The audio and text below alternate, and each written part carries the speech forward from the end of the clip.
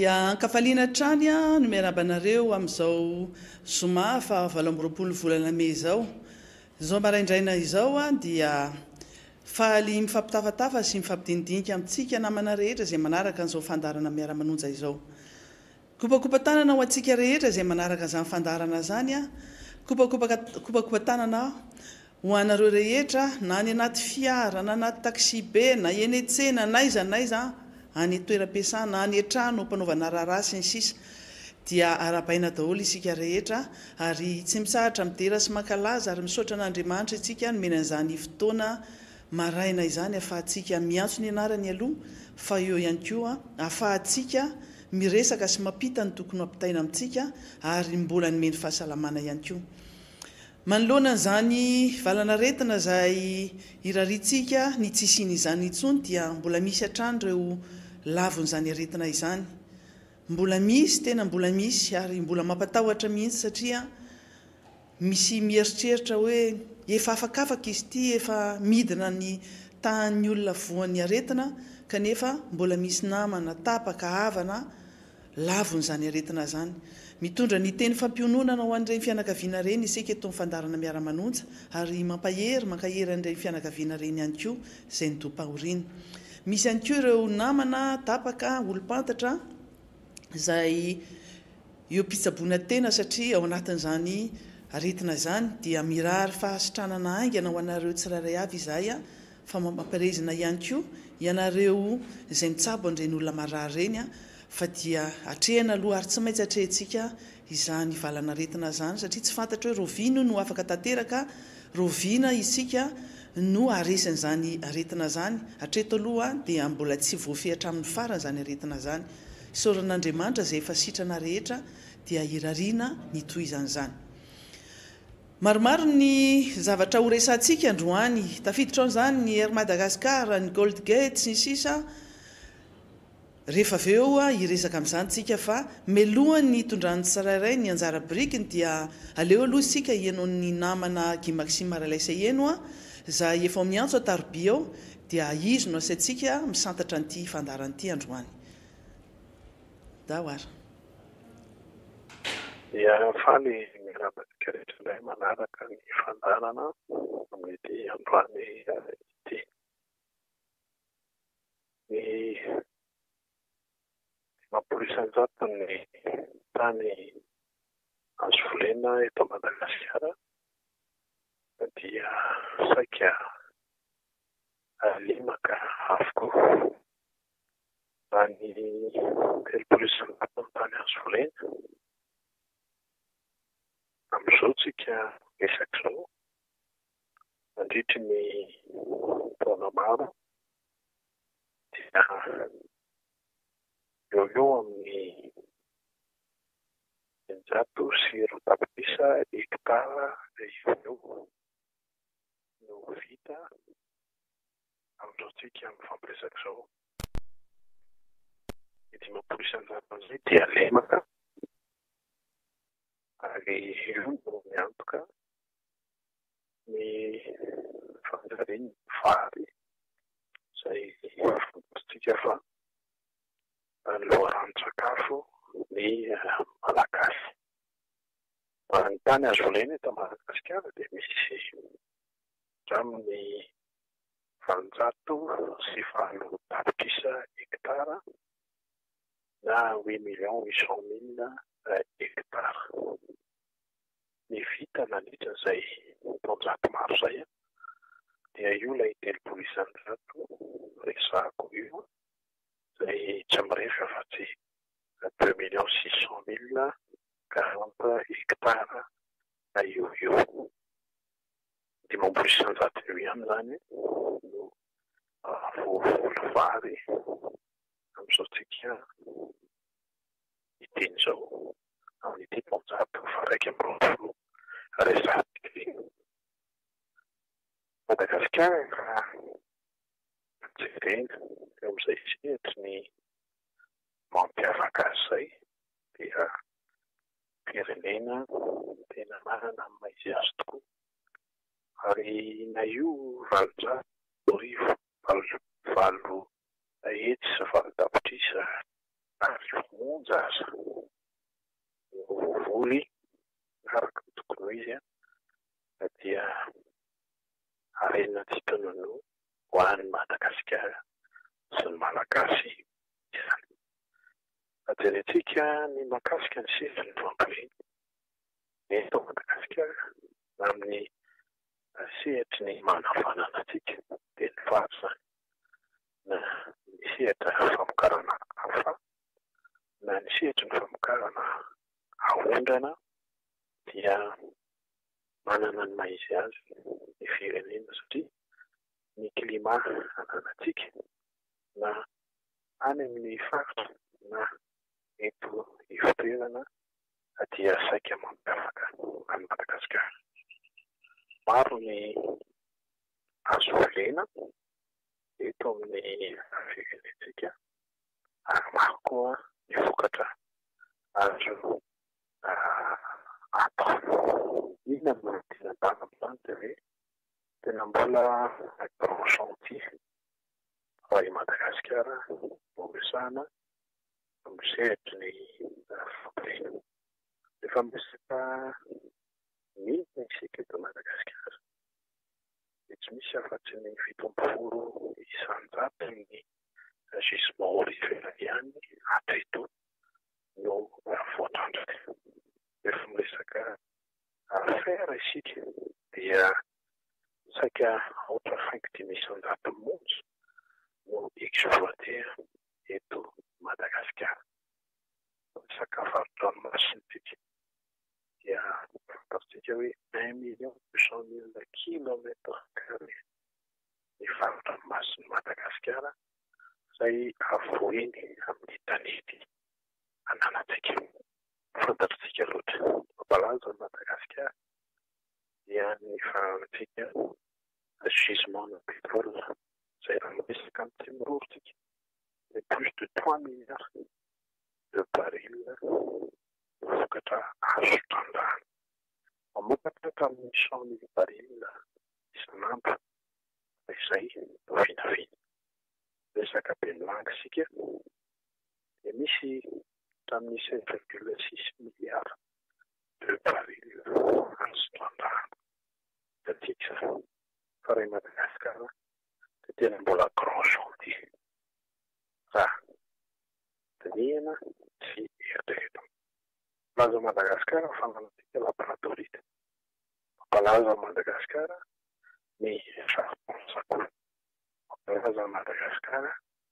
ny ferany beksopa, ny bauxite any an'Avambotra Faratra izay anisany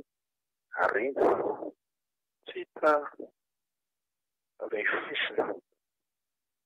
dia ananantsika izany betany, ny grafite, ny chromite, ny uranium, ny thorium, iny fa na ny palladium azy dia misy eto Madagasikara. Raha ny bitume roa benylanga dia nao ataontsika coton avokoa azy. Ny lalana mandirana Madagasikara na amin'ny zone urbaine na amin'ny zone rurale dia tsy apesipesena izany bitume benylanga resahana izany. Feno izany manan-kaneny Madagasikara ary manana ny toerana mahisy azy. Raha fototry ny olana iverimberana dia ny olana ara-politika eto amin'ny firenentsika. Amin'izao isika mifampiresaka izao dia misy ny ara-politika mahakasika ny olany fitampanana ankapobeny. Teny ombenimbeny teto amin'ny fiarahamonina ny mahakasika ny olany vahiny afototona ny grana vaovao. Miresaka izany arena tsy taloha ary miresaka ny grand chantier eto Madagasikara fika izany hoe tena mbola firenena azo tandara hiasana ary azo ambara fa futur ho an'ny ekonomia maneva zao tontolo zao. Dia tsy loatra fa nandritra izay raika amby enimpolo taona niverena taloha tena ny Madagasikara izay dia tsara fa misy olana Madagasikara manoloana an'ireo izay fitondrana ny harena sy ny investissement public na ny investissement privé atao eto amin'ny firenentsika. Inona ny olana dia ny fisina olona vitsy izay mifehy ny ekonomia eto Madagasikara. Izy ireo no manao ny andro tsara, manao ny andro ratsy ihany koa. Falapoe le vovon ho ny fitenenana vahiny raha indamina. Fantatsika loatra fa Madagasikara mampiavaka azy dia ny fisiany franco-indien amin'ny mazana tany ny fanjaitsika dia franco-indien izany hoe ireo karana fa frantsay ihany koa dia mampiasa vola teto Madagasikara nandritry ny fotoana maro. Tsy olona izany eo amin'ny sietiny fampiasam-bola sy ny ekonomia fa olana kosa votsehatra ny fitantanana ara-politika. Satria raha ny raharaha sy fisoavarivo amin'ny fanonganam-panjakana dia tsy mahafantatra isika fa ny franco-indien. Atao ambadiky ny famatsiam-bola ny filoha Rajoelina amin'izao fotoana izao ny fanonganam-panjakana sivy sy roa arivo. Ny tiana hampongavana izany manoloana an'ity harem-be-na Madagasikara dia azo ambara fa mbola lavitra ny zava-misy ny voatandraka. Eo no tsy maintsy hitapiantsika amin'ny sehatry ny fitantanana ara-politika ary izay no tiana atokavana ao anatina famadihana amin'ity anivity. Ny antony iresantsika ny fitantanana ara-politika dia ny hoe ny mpanao politika malagasy izay matetika dia voizina tonga ny anatin'ny kolotsain'ny olona ny hoe mitovy avokoa ny mpanao politika malagasy. Kanefa tsy izany ny zava-misy. Misy ny manao politika miainga amin'ny alalan'ny hevitra ny fahalalana. Misy kosa ny mpanao politika amin'ny alalan'ny vola na ny tanjaka ara-ekonomika sy ny fampiasam-bola. Ary saika io fomba manao politika io no novoizina sy novolena mihitsy fa izay no ilazana azy mba azahoana fahefana teto amin'ny firenena. Hany ka voahilikilika ireo rehetra izay manan-kevitra, ireo rehetra izay manam-pahalalana, ireo rehetra izay manana andraikitra mba afaka mitondra ny anjara-pirenena ho amin'ny fitiavana ny tanindrazana ahafahana manana programa atarika hanarenana ny firenena. Noho izany fomba fanao politika no volena sy nafafy teto amin'ny firenena izany no amin'ny fananana ny vola dia fantatsika ny tontolana ny klasy politika teto amin'ny firenentsika mandrindra ny taona vitsivitsy ary anisan'ny tena nampitotonana ny klasy politika dia ny raha sivy sy roa arivo. Izay fantatsika loatra hoe nivoaka tao anatin'izany raha sivy sy roa arivo izany ny fandrombana ny harem-pirenena, ny famotokodonana ny volam-bahoaka, ny fanaovana ny amperisitra ara-pitantanana tamin'ny fomba rehetra ary fantatsika fa hitondra fahavalana lalina ny firenena. Anatin'izay raika amby folo taona lasa izay sady. Inona no zavatra dia hoe misy solombavam-boaka tsy mahavy koa ny distrika misy azy Izany solombavambaoka satria manam-bola. Misy ny solombavambaoka raha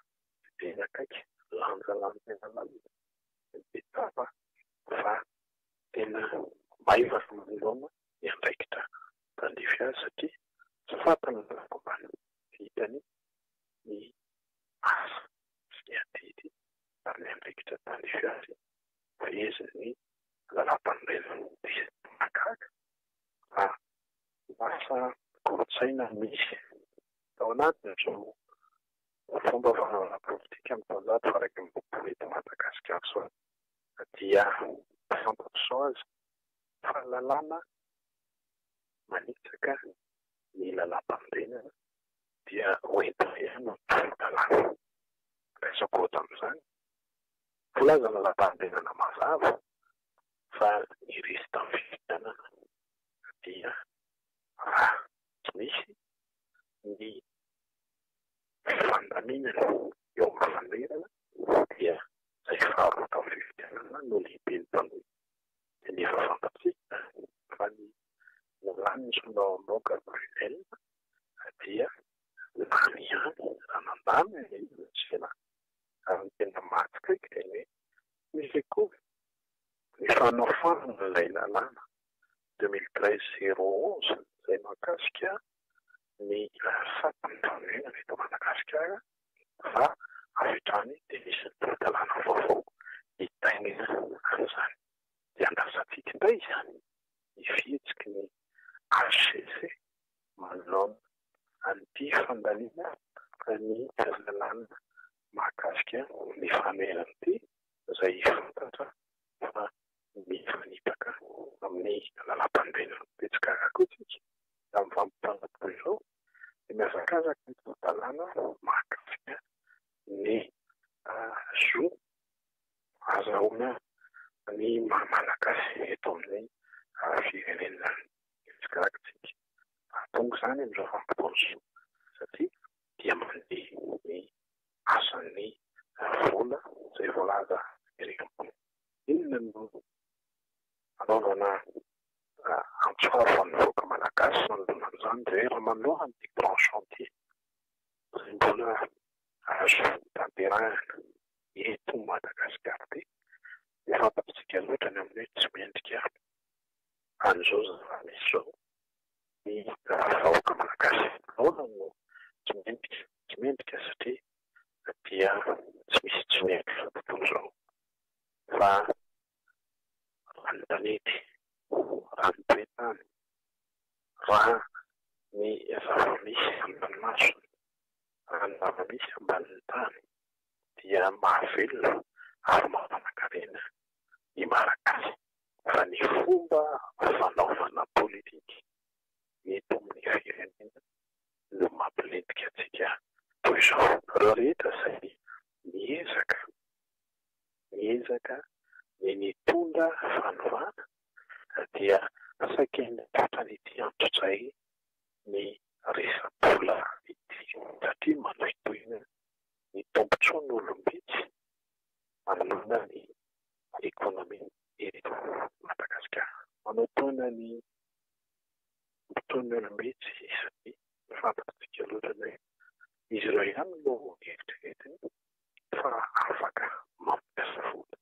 tsy mitady vola eto Madagasikara. Ohatrela nefa nomeny vola volikany hoe ny olana miverimberina eto firenena dia tsy misy an'ilay porôtavisy eto Madagasikara. Ary fantatsika loatra fa izany no anisany nanenjehina ny filoha Margaravana tamin'andro ny ezaka nataony ny mamirina ny vola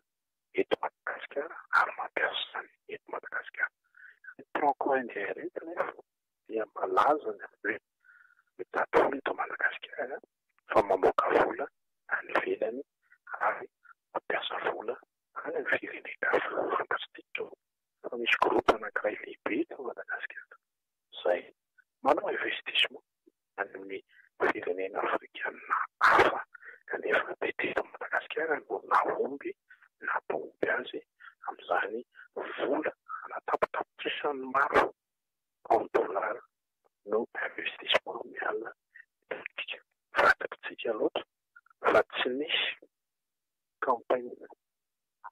toy ny campagne tamin'ny valom-polo sy roa arivo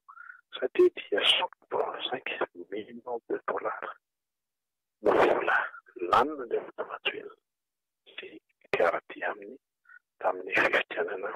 voalohan'ny repoblika ny valo amby folo sy roa arivo. Izay ivona nefa fa raha ny fifidianana valo amby folo sy roa arivo dia natao ankopisoroka satria fantatsika loatra ny rahatro, fantatsika ny raharaha fanafarana fahavadiana mahery saika tamin'ny taona valo amby folo sy roa arivo ary tompona ndraikitra voalohany tamin'izany ny premier ministre lehibe gouvernemanta Antsay Christian sy ireo tompona ndraikitra tamin'izany na Denis interpellation nataon'ny ministre ny filaminana tamin'izany fotoana izany dia fantatsika ministre ny défense dia fantatsika fa tsy misy ny ataontsika hoe considération manoloana amin'izany interpellation izany. Raha fehezina izany natao ankopisoroka ny fifidianana valo amby folo sy roa arivo ary natao ilay andresena mba hiverenana ny fomba mahazatra tamin'ny disabila dia ny fandroana ny arem-pirenena, ny fanaovana ny fananam-bahoaka toy ny fanaran-tena ary dia fantatsika loatra fa ny vokatr'izany dia manitra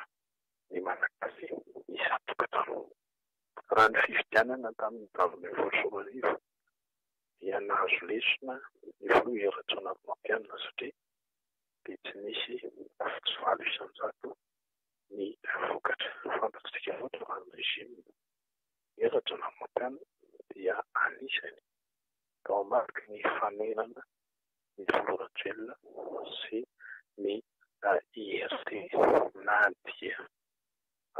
maro anisy atao anatin'ny solombavamboaka ary izy ireo satria ity voa Eratsonavy Mampianina ity dia mba anisany ihany ny heritreritra hoe ahoana ny amoahana Madagasikara ao anatin'ny fanontany fantatsika raha ny voa Marc-Ravalomanana taona sivy sy roa arivo dia natao ambolitra ihany koa ny fanongana mpanjakana satria nanohitohina nytsoa andeo franco indien teto Madagasikara tamin'izany fotoana izany ary nankizainisy ireo ny mpanao politika malagasy Rajoelina izay be ny fotoan'androny ny amin'ny nanao ny fanongana mpanjakana. Ny olana izany raha fehezana izany rehetra izany dia olana ara-politika miverimberina eto amin'ny firenentsika. Raha itsika ny nanana paikady tombona sy mazava tamin'ny aretina coronavirus dia tokony tombony ho antsika izany. Raha itsika vahoaka malagasy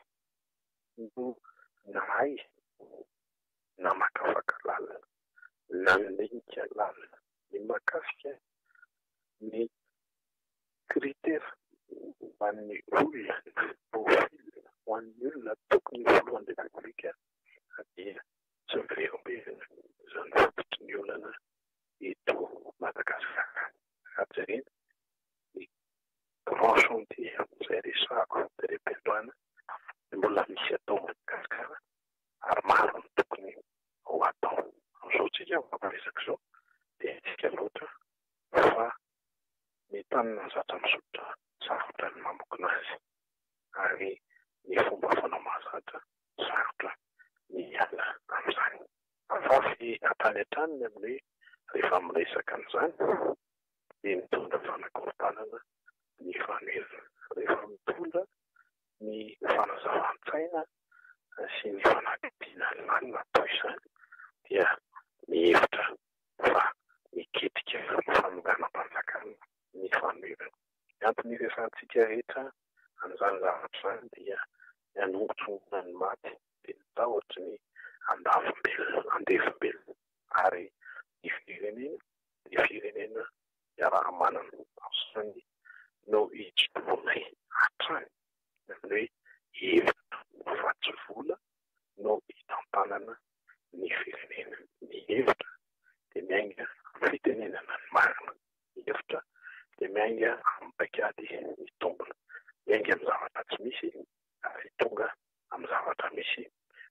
misy ny fiaraha-mieny tamin'ny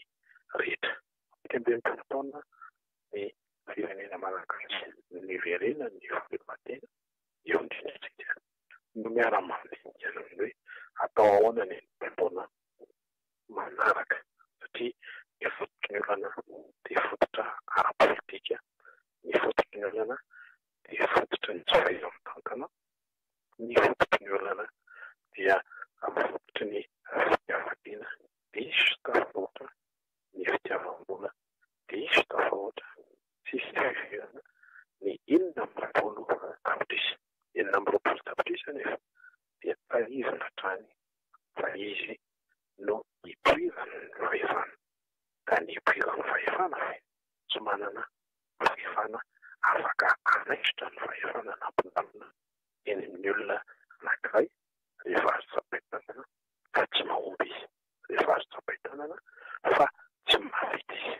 Mino ny filohatsoelina misaotsika amin'ny teny izao ao anatin'izany mino nisy paikady mitombona hatreto moa izany dia tsy fantatsika ny hoe UEM ve mitantanana ny firenena sa DEM sa Velorano telo ambin'ny folo. Raha tsy ahivoko tany aloha ireo parapolitika natao anatin'ny vatom-potoana mitantana ny azo vao namoaka ny programany raisiko ohatran'ny DCPE, raisiko ohatran'ny DSRP, raisiko ohatran'ny MAPI, raisiko ohatran'ny BND dia programme planification mazava mipetraka eo ambony latabatra ny fampitenena sy ny fampiresahana ary lasa ho paikady fanarenana ny firenena. Eto izany tsika arak'ilay voalazoko menomenina aminay manao pilotage avy ny voalohan'ny republika dia fantatritsika loatra fa sady tsy UEM, tsy PEM, ny Velorano telo ambin'ny folo izay tsy misy akory na dia ny antsipirina amin'ny atao ahoana ny fomba ivoahana amin'ny tsy fampindana eto Madagasikara ohatra dia tsy misy antsipirina izany fa dia tononona fotsiny ao anatin'ny fehezanteny volo dia izay no mbaga fa programa eto firenena ity dia tsy kakitsika raha toka mitonona ny volan'ny republika efa mahita zavatra fa raha anjaran'izay no ao anatin'ny fotoana zavany sy lanjanan'izay amin'ny teti-bola nomeny ny solombavam-bahoaka azy manoloana ny ampiasana sy analenana ny firenena manoloana amin'ireo vola maro izay omeny miteraka-binantoka banque mondiale any FMI dia tsy olona fa mihiba tanteraka ny firenentsika tsy misy prévision amin'ny DOS-tsika, tsy misy objectif tonga aiza izy ary tsy misy indicateur eroventsika no tena pays émergent marina. Dia izany ny fomba hitantanana ny firenena raha ny loatra raha mitodika amin'ny vahoaka malagasy enina amby roapolo tapitrisa fa azy ny fahefana makasitraka antsika rehetra metraky ny mandra-piona indray.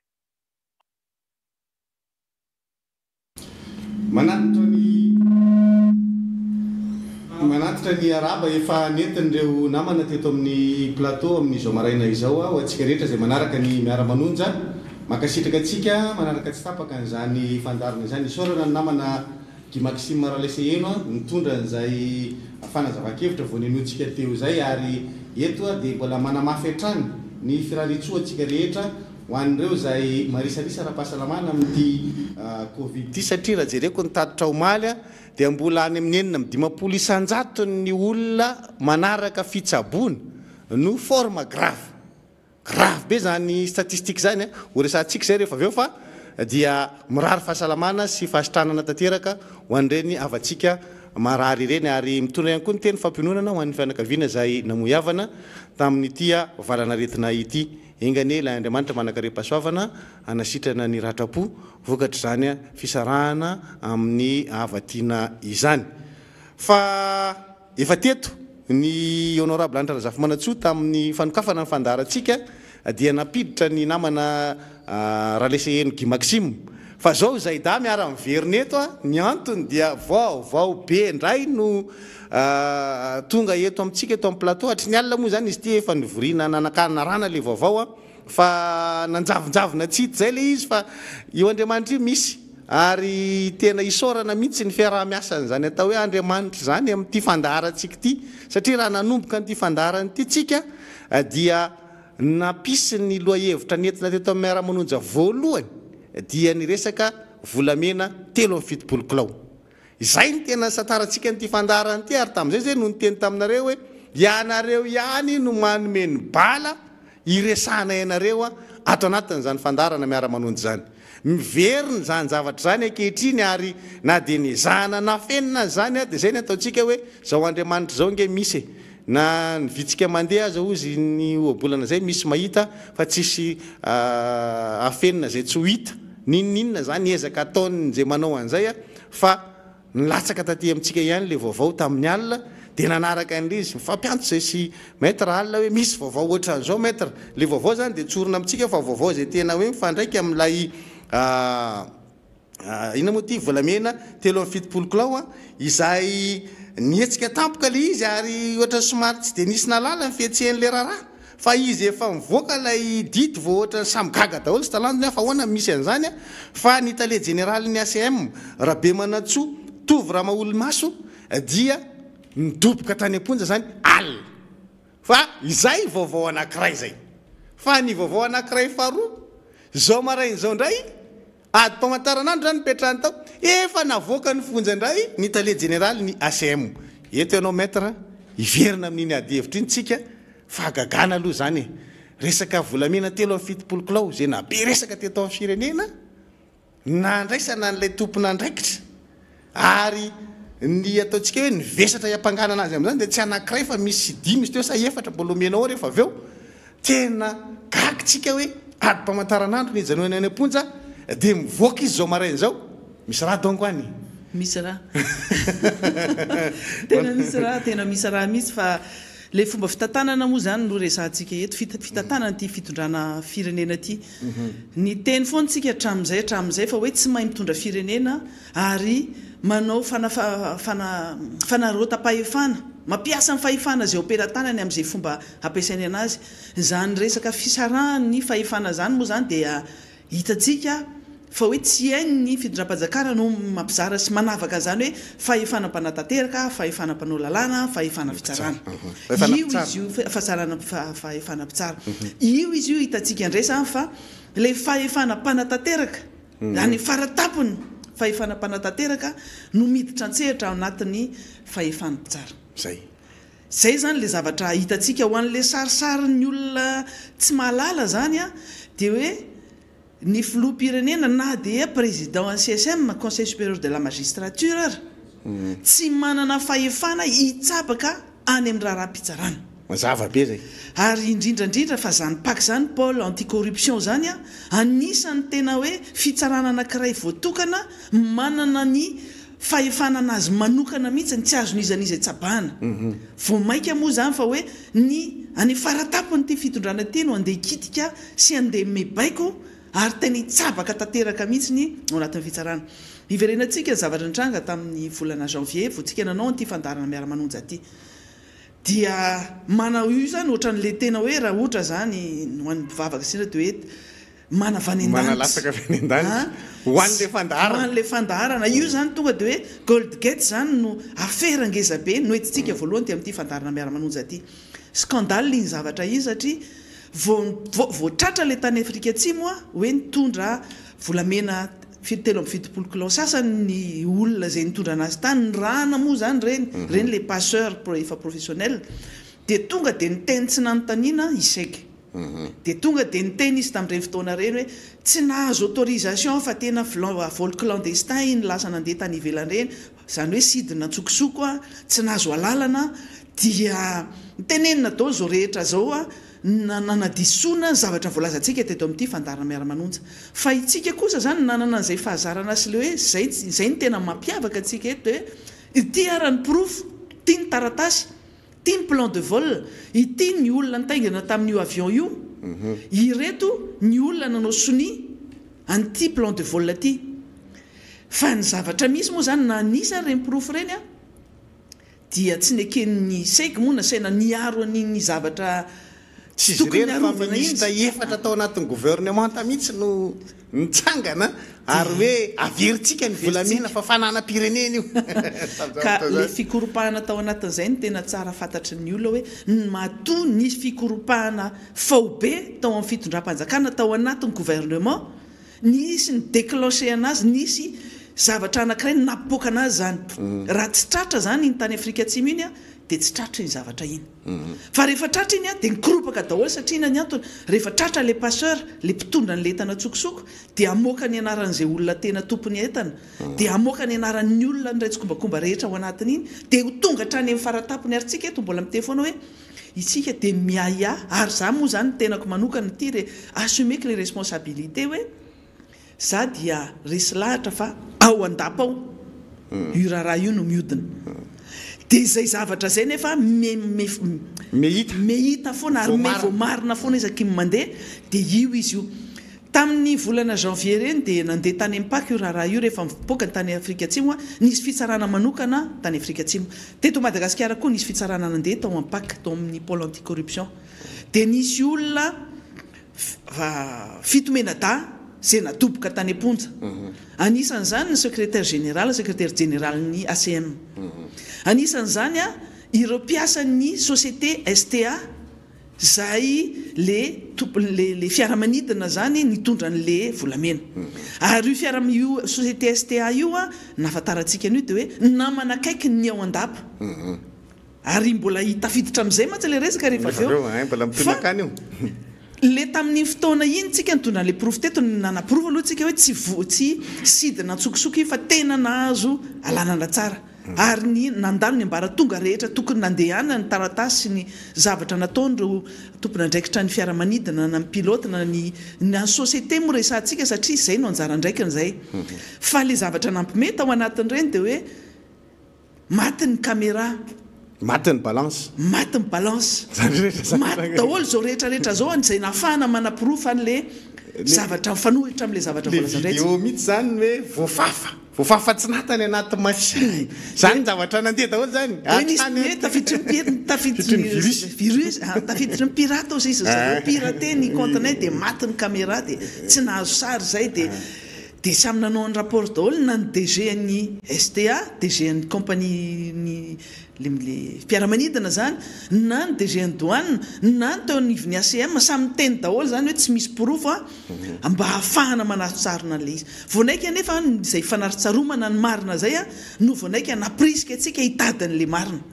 ary tena isorantsika ny namana rehetra zay name atsika nireny pirofo rehetrarehetra reny a ary nafahatsika napalala ny vahoaka malagasy hatrany ivelany tsy vahoaka malagasy rehefa ny communauté internationale hoe zao ny fitondrana aty aminay aty izao ny zavatra misy fa tafiditra ao anatin'le trafic d'or goavana be scandale tamin'ity taona ity moa zany scandale de l'année fa nataontsika hoe gold gate iny zavatra iny a dia ny ray tamin'izy ireo ny tratra fa nambara moa zany fa hoe tsy voasambany iny tsika no teny zay fa tsy voasambany iny ary resaka DG ACM tsika dia tamin'izany fotoana zany tsika nyresaka hoe fa maninona moa zany ny SG no midoboka any amponja lay DG tamin'ny fotoana io zay nampifandraisina tao anatin'le raharaha tany atoliara naniala sasatra dia le tany atoliara koa amin'io a ohatra ny fifandrifinjavatra tsy nandeha koa ny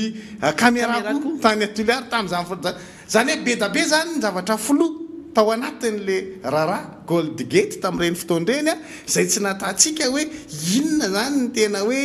mikimaky faratampony tao anatin'izy fa namahana atsika kosa nefa hoe misy zavatra tsy milamina ao misy ifandraisana dia le zavatra nitsanga alina sy zao maraina zao zany na dia ataontsika aza hoe olona tena tsy rorosaina tsy aya fa tena mandry ny saina hoe mety zany zavatra any dia tsy possible hoe natsofoka ao tany amponja le tale généraly ny alina dia maraina le tale généraly a mivoaka somatsara nefa volamena telo amin'ny fitopolo kilao amin'le vesatra zay tena hoe isan'ny ataonao hoe fa voapangy izy a fa nyraitsy kombakomba voapangy izy a fa nanao corruption tao anatiny io voapangy izy zany a ao anatin'le izy fa nanao abus ny fonction fanarota-pahefana ao anatin'la zavatra zay vesatra hiampangana anazy dao zany rehetra zany dia zany vesatra zany ve dia homaivana noho ny olona nanao polo teny polo menamena teny amin'ny trésumé zay mahazo telo volana sazy miatra fa ity tompoko dia manao ohatr' zao dia miverina hoe koko reo nareo veloma ndray aloha lasa mandalo kely fotsiny a mijery anareo mitsidika kely fotsiny atao ponja mijery eo iza daholo nareo no ato salama daholo nareo tsisy covid zay ihany fa lasa ndray aloha fa dia io nareo eo io moa zany izy samy manana ny ranonandrony tena le izy zany grave enjany zany de firenena mihitsy mipotika rehefa ohatr'izay zava-misy ary rehefa tavaresaka zany dia tsoroko fa itsika dia tafaresaka tamina olona zay tsy tonontsika ny anarany fa mahafantatra tsara n'le raharaha alina tena hoe mahafantatra n'le raharaha nazahoantsika hoe reto avy le vesatra ny ampangana dia io alina io dia fampiresaka moa tsika hoe ty zany zavatra ho resantsika raha pitso maraina fa akory fa gagana antsika maraina ny andro vokandre izy vokale izy hoe lasake zavatra tsy akoresany dia eo tsika zany vo mametraka hoe inona ary ny antony tokony miteraka an'izay hoe mitsofoka dia mivoaka zay dia eo le nataontsika hoe misy raha donkoany dia mazava be satria misy tanan'le fahefanam-panatateraka zay nytenenao teo hoe misy tanany fahefanam-panatateraka io ary tsy hoe fahefanam-panatateraka fe fahefanam-panatateraka satria nazavitsika metra tamin'ny raharaha bonbon cigarette zay moa nanao lasa bonbon cigarette moa izy iny ny afarany tamin'iny dia nisy tompona andraikitra teo anivo ny CCO sy ny rehetrarehetra reny ny fampiresana tamin'izany fotoana zany hoe ahoana marina mikasika an'io fa rehefa nanenjana zany ny tany amin'ny faratapony fahefanam-panatateraka dia nidoboka tany amponja reo mpandraraha nahazo an'ilay tolotra ninninona zany fanazavana netin'le mpandraraha le bonbonge vidinay voatitra ara-dalàna sisa zay ary mbola tsy nahazo vola zany hoe very vola zany le mpandraraha reo fa nanenjana zany ny tany amin'ny fahefanam-panatateraka faratapony dia doboka any amponja reo olona fa ity zany rehefa jerentsika le izy zany hoe miditra ao anatin'le raharaha fahefanam-panatateraka matoa zany io miserana ohatra zay dia nandalo ohatrany hoe raha tamin'ntsika tany amin'ny klasy ny taona faefatra 4e zany mianatra fizika dia hoe rehefa dorana mivy amin'ny hafanana dia miova mibikany dia rehefa alana le hafanana dia miverina amin'ny endrina taloha dia ohatr'izay zany le zavatra misy hoe fivoambika ny serana zany ny hita hoe fandalovana ny serana fotsiny tao anatin'le fonja satria le faratapony zany ninninona tenenina zany tsy aty amin'ny ambaratonga hoe ministry ny fitsarany ny procureur tsy tsany fa tonga dia hoe faratapony zany no miteny hoe avoa io ny antony dia ity rehefa tafaresaka tamin'le source ny information tsika alina metra dia ny zavatra napetrany dia hoe isy anaran'olona maro hivoaka amin'izay amanomboka eo amin'ny tale général ny ACM doboka io zany hoe be n'olona ho voatonontonona hozy izy ao anatin'io raha satria avo be ty raharaha ty avo lenta be ty raharaha ty dia eto zany tsika zany dia mametraka hoe inona zany ny atahorany mpitondra fanjakana amin'izao fotoana zao andita le général ny ACM ty na tonga an'le hoe avoayaingana io fa raha tavelany io dia isy anarana be da be ho voatonontonona manontolo amin'izay ka le izy zao tsika androany raha nieritreritra hoe tena resaka ary Madagasikara dia tsy maintsy ampandefery kely tsika kely aloha iny fa alohantsika tena resantsika manontolo ty satria misy justice à deux vitesses eo misy fitsarana amin'ny tongilana ao misy fitsarana amin'ny tanila ao anatin'io rehefa amin'ny fotoana inona zany no mitsabaka ny any faratapo ny fitondrana mpandatanteraka rehefa iza zany no avoaka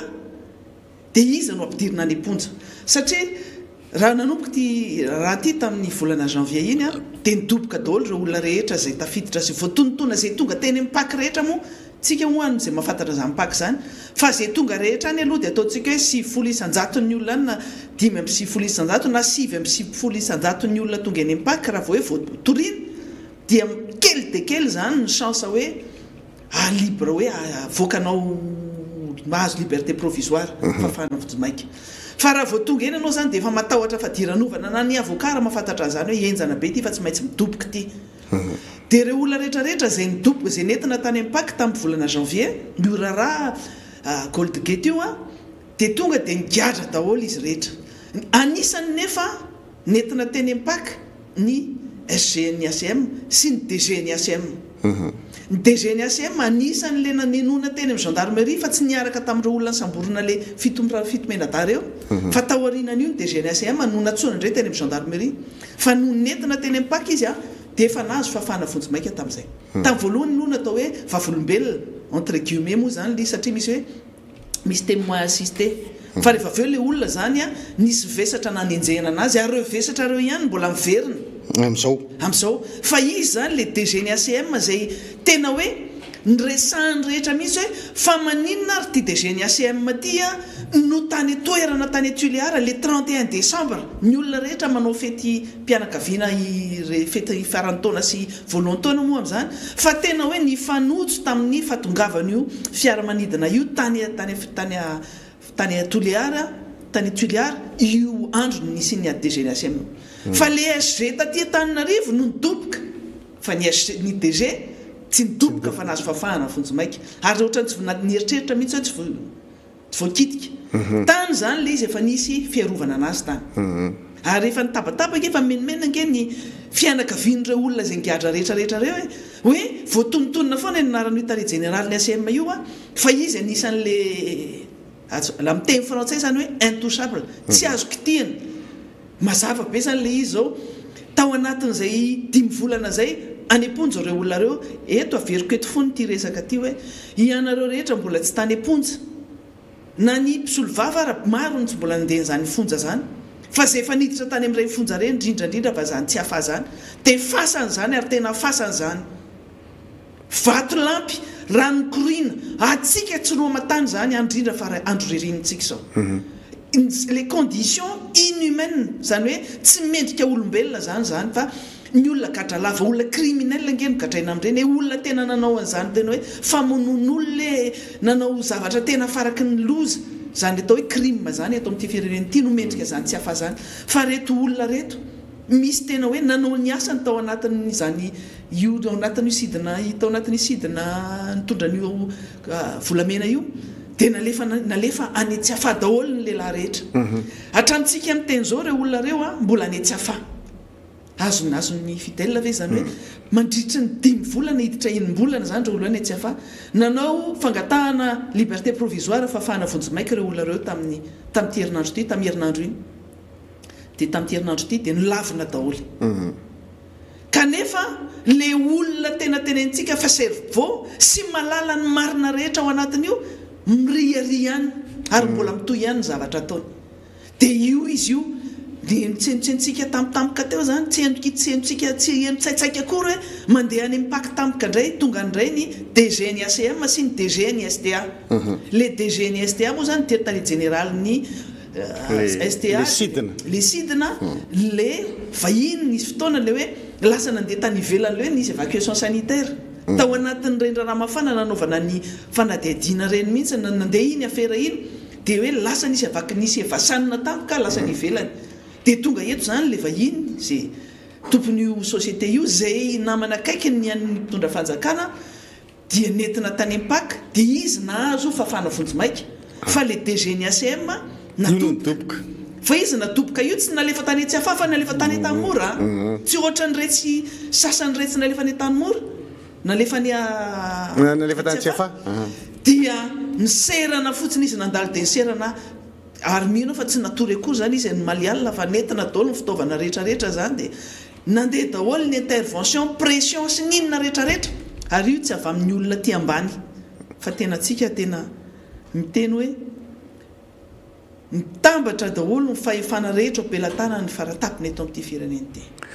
dia izy no mibaiko za Mpaka zany dia izy satria Mpaka no napiditra Amponja ny DGNSM satria mahatsiaro amin'izay zany izy fa voakitikitika ary voaka ny anarana amin'izay tena hoe anaran'ny olona ao anatin'ity affaire Goldgate ty tena aingina voaka aingana farany aingana tsisy demande na liberté provisoire zany amin'ny andro alina tsisy adiny folo akory zany satria raha ny henontsika dia tany amin'ny 6 ora tany izy niditra tany Amponja dia manao procédure sisisa eo dia tonga hoe ny mpitondra amin'izao fotoana izao dia tsy misy fahefana zany fisarahany fahefana zany fa ny fahefana misy eto dia fahefanam-panatanteraka ihany dia ao ambanin'izay daholo ny fahefana rehetra ny fahefanam-panao lalàna fahefanam-pitsara dia atambany ny vangongo anankiray dia fahefanam-panatanteraka ihany misy tsy misy ny fisarahan'ny fahefana zany eto Madagasikara ary voapirofo izy amin'izao fotoana izao voapirofo izy rehefa misy ny ahiahm-mpitondra hoe hanimba anazy lay raharaham-pitsarana mba ohatran'ny any an-dafy meo fahaleovatena le fitsarana rehefa fomena fa rehefa zany dia azomena le fahaleovatena fitsarana satria zavatra ohatran'izany ange le takina foana hatramin'izay aleo teny fitsarana io ary zany nanenjehana ny teo aloha hoe mijabaka amin'ny raharaham-pitsarana nareo ity fitondram-panjakana ity raha nisy ny tena nitondra fanakanana an'izay mpitondra teo alohany dia io ny tena isany io mpitondra io sy ny ekipa niaraka taminy satria ny zavatra zay no tenenina za nisan'izany zay manko ny mahasamihafa mihitsy ty miara-manonjy ity amin'izay zavatra nisy tany aloha ny fahasamihafana amin'ny olona zay miresaka eto tamin'ny andro ny président Marc Ravalomanana nitondra izahay dia ty tany amin'ny clan Andry Rajoelina ary tamin'izany fotoana zany ny zavatra nentina nandresena lahatra ny olona hanaiky an'izany hoe Andry Rajoelina zany no hitarika dia hoe hitondra fanovanytsika ary ny zavatra nanakana tamin'izany dia hoe reto avy ny tsy mety ataon'ny mpitondra mitsabaka amin'ity miditra amin'ity tena ny tenenina daholo zay rehetrarehetra fa zao nefany roa taona ihany dia nisaraka le lalana ninona ny antony le zavatra natonga anao zany nitsangana hoe anohana ny tinamany ty fa ohatrany mba mety hitondra fanovany atao amin'ny firenena satria tanora ianao mieritreritra n'izany fanovany zany roa taona ihany dia niverina daholo le zavatra rehetra zay niteneninao ary ohatrany hoe ianao no niteniteny foana fa izy mahazo manao zay tiany atao saraka ny lalana satria tsy zay le foto-kevitra ny arahana tsy hoe rehefa ianao dia toanako foana mandrakizay fa tsangakevitra ny arahana dia teo zany tsika nanomboka nahita hoe tsy zany no izy ary niezaka nanazava tamin'ny mpanaraka ny vaovao rehetrarehetra fa io moa zany le tenentsika hoe ny fomba fandraisan'le vahoaka malagasy zavatra koa tsy indray andro izy dia mandray satria le kolotsaina n'le hoe tsika tsy mamaky fa miaino zatra angano zany tsika dia mandra-pahatahantsika zay hoe tsy angano ange zavatra resan'ireo olona reo fa tena izy dia zay zany vao mandray atsika le olona androany tonga zay afatra zay hoe amataona maro ny lazana fa ity olona zay nilaza fa hitondra fanovana ity dia tsy io no mitondra fanovana fa ny mifanohatra amin'izay ary ny misy mamerina ny ratsy kokoa noho nataony ny teo aloha aza ny zavatra zay ataony dia voapirofo izy androany ny ayatsika tao anatin'izany hoe raha volamena telo amin'ny fitopolo kilao zany dia ny nahatonga ny tompona ndraiky mpanjakana hamerina n'ilay volamena fa lazaina fa harem-pirenena dia tsy le maharem-pirenena azy fa tafiditra ao anatin'le izy dia miaro tena mafy tamin'izany tsika tena hoe andao fa ho ezahantsika mihitsy nitondrana mpirofo rehetrarehetra namaly ny ministra inona miteny da ohatra ministre serasera oata inona indray zao no tenenina amin'izao hoe fa maninonino no mitsofoka dia mivoaka dia fatany zany le vesatra ny ampangana n'ilay tale général ve omaly nampidirana azy tany amponja fa dia zao eto dia mankaherin'ny mpitsara rehetra eto Madagasikara fa mafy ny anareo zay ety amin'ny politika mitondra fa ny anay ohatra mbola maivamaivana any raha pitahina amin'ny tenareo satria tsisy mahizy azy anareo tsony nareo mpitsara raha zao ny zava-misy olona adobokareo ny alina avoakany olona asaina avoakanareo ndray marainy ny andro tsisy dikany zany le tena zay hoe tsy fantatro zany efa tena zany zavatra zany raha tsy tohina amin'izany ny amponareo dia efa tsy haintsony zany ny ilazanareo fa hoe rehefa tiana anao zavatra fatany nareo dia saina manao hoe sazio io dia manasazy nareo na dia fantatra zao ary fa hoe zareo ke Caroline Mercier tena hoe fa mitsangana mihitsy ny olona manadio hoe tsy tafiditra amin'ity raha ty izy fa ny mpitsara asaina mametraka an'le olona any amponja dia manao le mpitsara fa ity ndray efa tonga eo ampelatana ny mpitsara mihitsy reto ny vesatra fa le mpitsara ndray tenena hoe avoay indray olona io dia mamoaka ny mpitsara zany zavatra zany tena raha nytoena tokony izy zavatra ohatra zao zany dia ohatrany hoe raha raisina hoe zany hoe en toute objectivité amin'ny saina tsy miangatra raha efa mijery zavatra ohatra zao zany anao dia ohatrany hoe le mpitsara napiditra ponja zany nanaonao foana zany le mpitsara napiditra ponja le tale général omaly dia nahazo tefaka nahazo sazy avy any amin'ny faratapony mihitsy zay tsy tokony mahazo mitsabaka amin'izany fitsarana zany tena tonga dia hoe fo maraina dia avoa io olona io fa inona ary tiana ataonareo ty fa iny ty fadisonana nataonareo ty iny ty adalana nataonareo ty fa raha za zany le mpitsara raha zany ao tena mpitsara am'izao dia makafepetra marina fa hoe mpiasa-panjakana fa ampisehoana ny mampitsara aloha am'izao ary ny mpitsara rehetra raha mahenao an'izao zavatra resana izao a mafantatra ianareo fa izaha eto a mamoaka n'ireny zavatra reny dia ho anareo ihany koa satria nareo tsy afaka miteny mamoaka n'ireny zavatra tsy mety rehetrarehetra ao anaty reny fanareo tapahefana sy baiko pression intervention ataony eo mpitondra fanjakana reny ao fitsarana misolo ny vavanareo zay misolo anareo zay fa ianareo koa zany mila fahatongavan-tsaina mihitsy satria raha mangataka ny mpitsaratra amin'izay zany azo zany fahaleovan-tena fitsarana zany a dia ny zavatra mifanohitra amin'izany no misy amin'izao fotoana zao tena vao hitsakitsaka any amin'ny tena marary ianareo sy ny maizy anareo ianareo mpitsara zavatra ohatrao zany tsy azo ekena mihitsy tena tsy azo ekena farafaratsy ny bananao cinéma le mpitondra fanjakana hoe asef manao demande en liberté provisoire aloha izy androany na rapitso mametraka an'io dia ataovy aingakainga na ny enquête au fond satria zay matsy zay ny condition zay zany ny fepetra tsy maintsy arahana foana rehefa misy olona nadoboka apoja reny vita aloha zany le fanadihadiana anatiny le tena le hoe enquête au fond le fototry le rara mila mazava tsara dia rehefa vita zay enquête au fond zay a dia zay vao mametraka n'le fangatahana fafana vonjy maika le olona ny dikan'izany tsisy dikantsolo zany ny procédure eo anatrehan'ny fitsarana hitsakitsahana tena faratapiny tena hoe faratapiny ary io tena resantsika hoe tena état de non droit tany tsy tandalanytsika satria rehefa fitsarana natao ohatra zao dia tena faratapiny zao e faratapiny zany fa hitsakitsahana zany tany tandalana zany dia ho an'le mpitsara rehetra zay mahafantatra an'izany tsy aompakange tena anisany tena hoe mampatahotra ny eo ary atahorany izaniza ao na ny mpitondra fanjakanareo ary raha vao maeritreritra hoe vao antso any mpaka hony fa misy raha mikasika zao efa matahotra daholo satria sarotra ny manao an'izany intervention sy pression zany fa ity zany le faratapiny no tena zay mahatonga atsika hoe mienjana ihany io vao tafavoaka zay fa tsy majinijinika eny tafavoaka zay zavatra zay zany no amfandraisitsika hoe matony any faratapiny mame baiko hoe avoa ity tale général ny ACM ty dia tena ao le tahotra tanteraka hoe ivoaka daholo amin'izay ny marina sy anaran'ny olona rehetra ao anatin'ity satria tsy anaiky moramora fotsiny tale général hoe ampidirina any amponja dia hoe izy no izaka ny zavatra rehetra marina zany fa ity zany rehefa maty a dia matesa ravana fa maninony zarery no izaka n'ity nefa ny hafa no tena migioky any tena tombontsoa rehetra anatin'ilay inculpation zay nanenjehana ny tale général io dia le hoe ny raitsykombakomba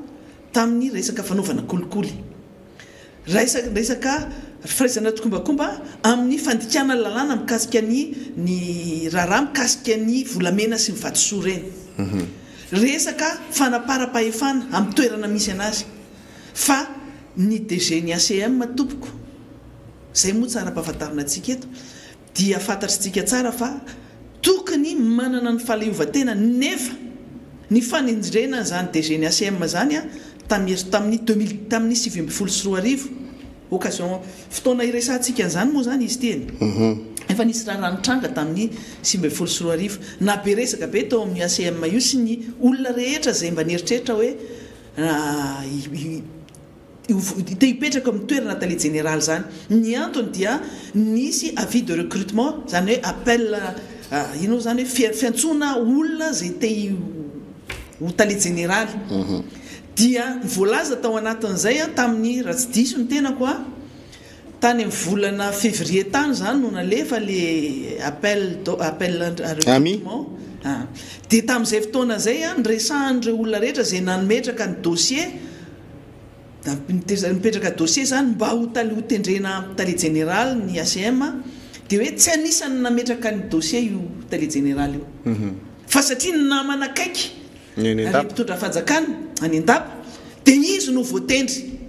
ary io zavatra io nivoaka tany anaty gazety nivoaka tany anaty nitavajotra serasera zay nampimenimena ny olona rehetra hoe olona tsy nipostule olona tsy nanao ny dossier kory tsy nametraka n'le taratasy nilaina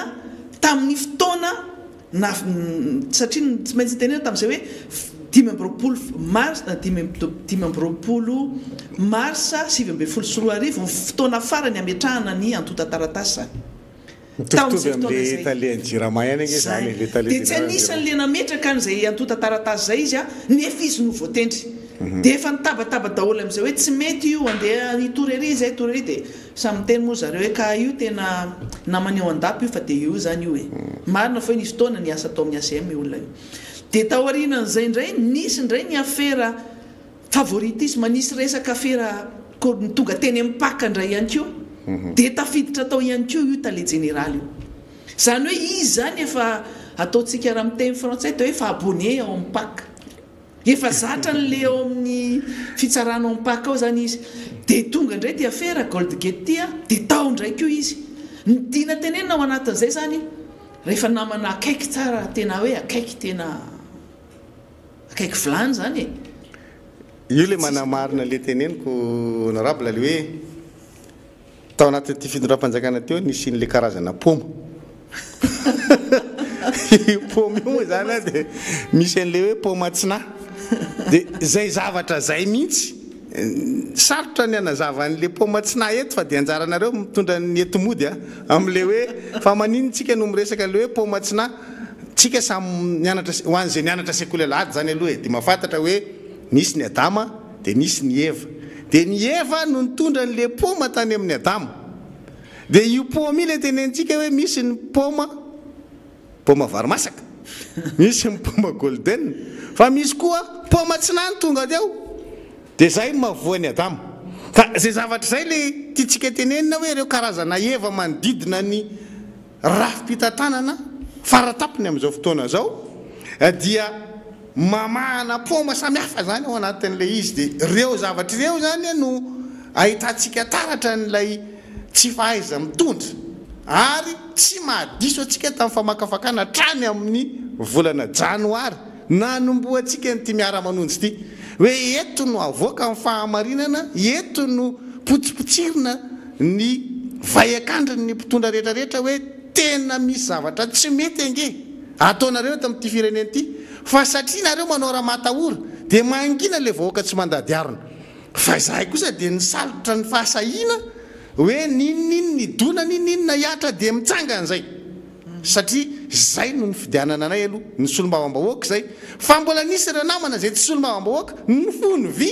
niakatra teto amin'ity plateau ty koa zay atao kokoa amin'izao fotoana zao satria sasa mbola any misitritritrika any sasa mono ny adidy amany andraikitra dia tsy eo ihany koa fa tena ny fony vy mihitsy hoe andao hiaraka amin'ireo solombavam-bahoaka reto tsika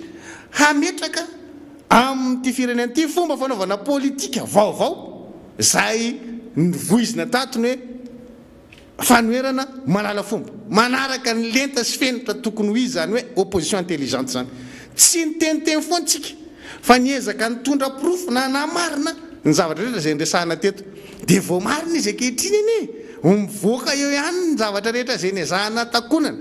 ty fandaharana ity tadidiko tsara mihitsy rehefa mafy ny vesatry ny ataontsika hoe kapoka mandrivorivony entsika teto ara-piresahana zay teneniko zay fa tsy hoe kapoka tena hoe tefaka tia maina fa rehefa tena mafy ny kapoka araky ny fanazava-kevitra nentsika teto dia namoronana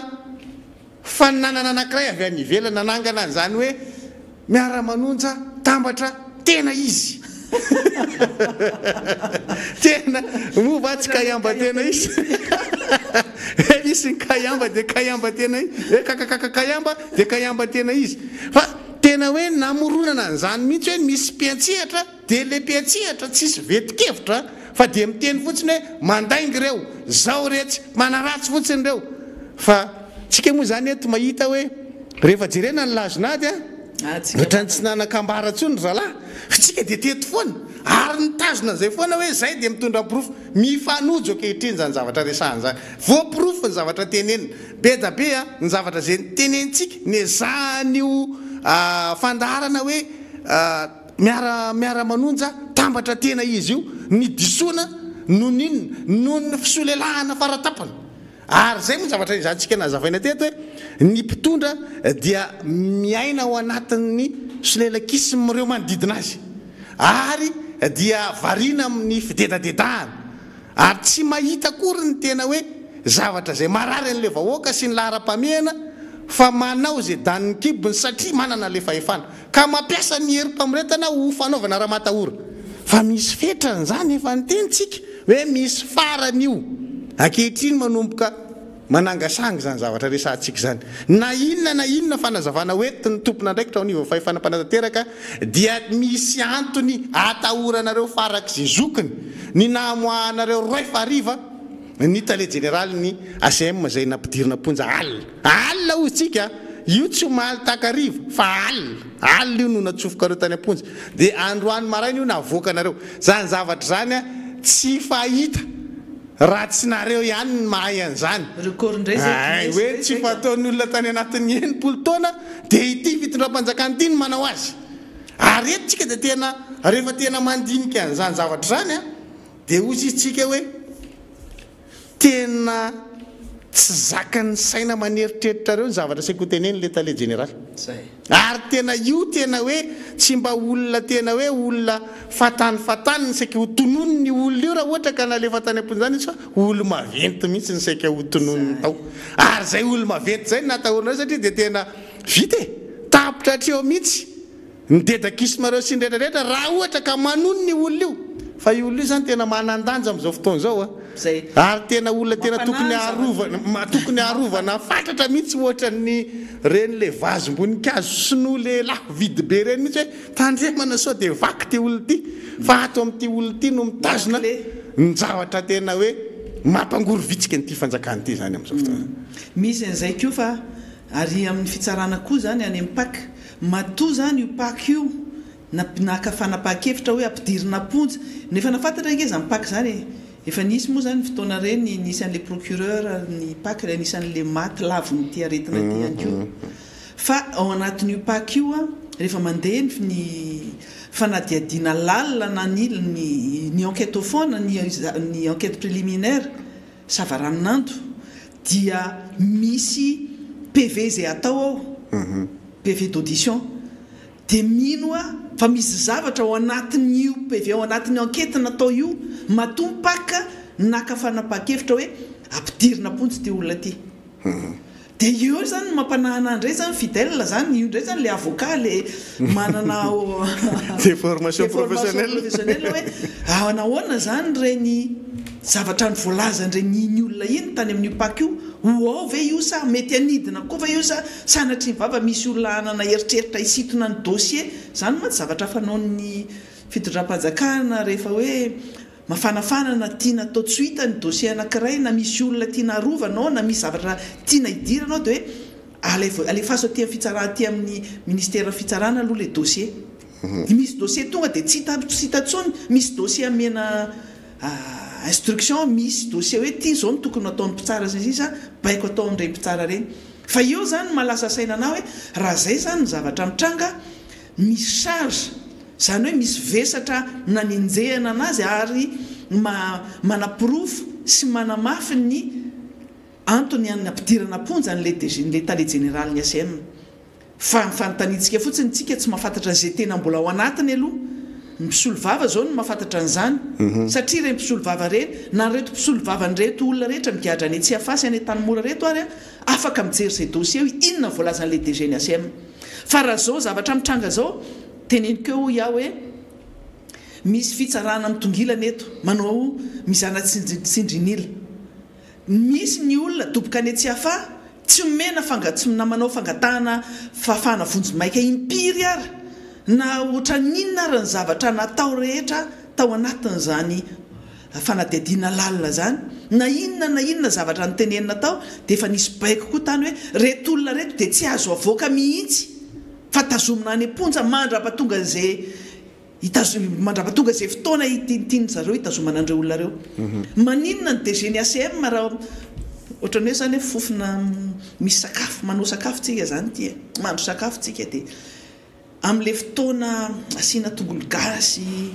tongolo sakamalao lefa le menaka mamay tsara iny dia miakatra mahafinaritra be le fofon'le épice iny tongolo gasy iny dia anao le mbola makatsirony iny zany le fofony banina fotsiny le fofony ohatra zay la nandalovany le olona tao afonja hoe ny fofona fotsiny fofona fonja fotsiny zany fa ratsy be moa zany hoe fofona fonja za fa fofon-tsakafo fotsiny tsy ny sakafo an'le tsy nihinana le sakafo tena tsara ianao fa fofo fotsiny nieninao tao zany nona be ianao amin'ny fotoana iny ohatra zay ny zavatra nitranga tamin'ny alina iny ka tsy misy tokony antony zany hoe manao fangatahana liberté fangatahana fafana vonjimaika hoe ho an'ireto olona migadra reto zay pirina reverintsika foana hoe piriny reo olona reo any fonjareo hatramintsika am'teny zao ninina filazany zareo efa nisy fotoana ke mety raha tenena zany hoe avoaka am'izay ny trondro vavety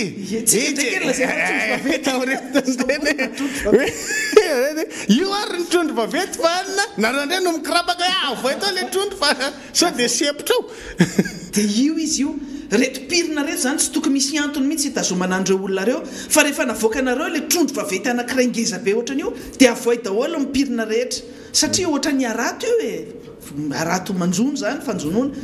raha ny arato le ngezangeza ny masony tavavoaka le trondro be dia tokony tavavoaka koa le pirina kely amin'le kilavadavaka amin'iny arato iny fa manina ny tazomina tena hoe sakrifiena tena ataonareo solvaikanakalana tena ataonareo sorony reto pirina kely rehetrarehetra reto fa manina le trondro be anankiray nampandalovinareo fonjafotsiny nakafofona fonjafotsiny malialina tena zany teko sao hoe tena misy injustice tena hoe tsy fanajana ny fitsarana ary tena fanitsakitsahana ny zoma olombelona mihitsy ny zon'olombelona zao ataon'ity fitondram-panjakana ty fanitsakitsahana ny tanytandalany zao zavatra atao zao ary ny afaka tenentsika hoe nareo ve daholy zay zavatra zay tsy miova am'izay tsika hoe rehefa ve zany de ve foana ka ny zavatra atao tsy mba manaraka an'le norme koa rehefa mizatra n'zany manara-penitra zany mba maninona mba fetsarambela tsy mba modimody manao an'zany manaraka manara-dalàna zany aloha natao zany de mba nihinana kely ray andro no andro herinandro tany le olona fa tiandray alina ty ka mampatahotra ka rova izy nge zay le izy mety re mazava be raha vao apetraka ao io olona io na di ray andro monja aza de manao ny ataony ary zay le mampatahotra zay tena hoe nefa jereo nahazo any rasidy tale général ny jirama tena hoe tena mitsangana daholo izy tsy nitsangana nao an'zao fa ity zany tena hoe tsy mila misy mitsangana e fa miteny fotsiny hoe bon alefako any amin'ny faratapony ty vao mijanona maro no voatonontonona hiakatra ambony be avolenta be ty tonga de avolenta be koa ny famoahana zay le izy ka de eo le mahatonga antsika miteny zany hoe anjaranao vahoaka no mitsara ny zava-misy fa na izany ty zany tsika satria moa ny fampitahorana sy ny fandrahona natahoran'le vahoaka fa misy vava misy somotra eto zay atao hoe PTF na ny fianakaviam-be resam-pirenena dia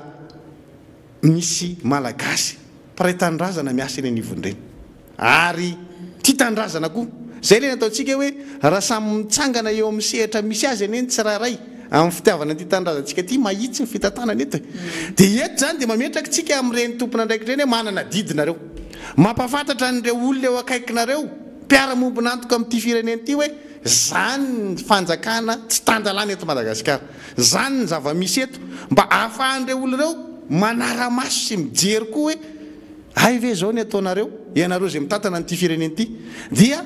manana ndraikitra reny manitsy ny dian'ny mpitondra ny arahantsika miasa amin'ny mpiara-mombonantoka ane tsy hoe hitady fanampiana foana e fa tena hitsinjo hoe inona ny rafim-piaramonina apetraka eto amin'ity fireneny ity ary sahaza n'le vahoaka malagasy tsy miendrika an'le vahoaka malagasy zay mitolona isaky ny folo taona farafahakeliny ho an'ny fanovana izany hoe isaky ny mahazo mpitondra izy dia mpitondra tsy tandalana mpitondra manara reo mpahefana mpitondra tsy mahay manavaka akory ny fisarany fahefana zay azony sy ampindramina azy amin'ireo mpitondra dia ohatrany hoe noho ny volany sy noho ny fahaizany sy noho ny atsarambikany sy ny fahaizany miresaka ny angambo ozy ny eritreritro zay nazahoany ny fahefana io fa tsy nampindramina le vahoaka anazy hoe ampindramina anao amina fepotona voafetra ity fahefana ity ho ampiasainao araky ny tokony ho izy fa rehefa tsy ampiasainao araky ny tokony izy dia mbola misy tompon'le fahefana zay napindrana manana safidy misitona an'izany fahefana zany ndray amin'ny fotoana rehetra zay eritreretany fa mampity an'izany ka eto zany tsika dia mametraka an'izay hoe rehefa manao ny andraikitra mifanandrify aminy tsirairay na any amin'ny toerana zay misy anazy dia isan'ny manampy an'izay ataontsika hoe fanazava-tsaina ho an'le voaka malagasy voafitaka ange le voaka malagasy amin'izao fotoana zao raha zava-misy ankehitriny a tsy nisy voaka eritreritra mihitsy fa raha pitsyrafaka pitsy ny olona zay fidiny io dia hanao an'izany fihetsika tsy raharaha tsy raharaha zany hoe fisarahany fahefany zany ary anao tantely afa-drakotra ny ere-pirenena tena tamin'ny tetezamita raha nisy ny zavatra tena isan'ny nanahirana anay maître tamin'ireny fotoana ireny satria nareo moa zany tamin'ireny nanenjika amin'ny fahefana tetezamita zay niaro an'le fahefana tetezamita dia ny raha BDR raha nisy ny zavatra nanahirana mihitsy ny fanazavana azy zany rehefa mandeha le ataky amin'io dia io BDR io mitsangana ny alliance voargasy izao hoe tena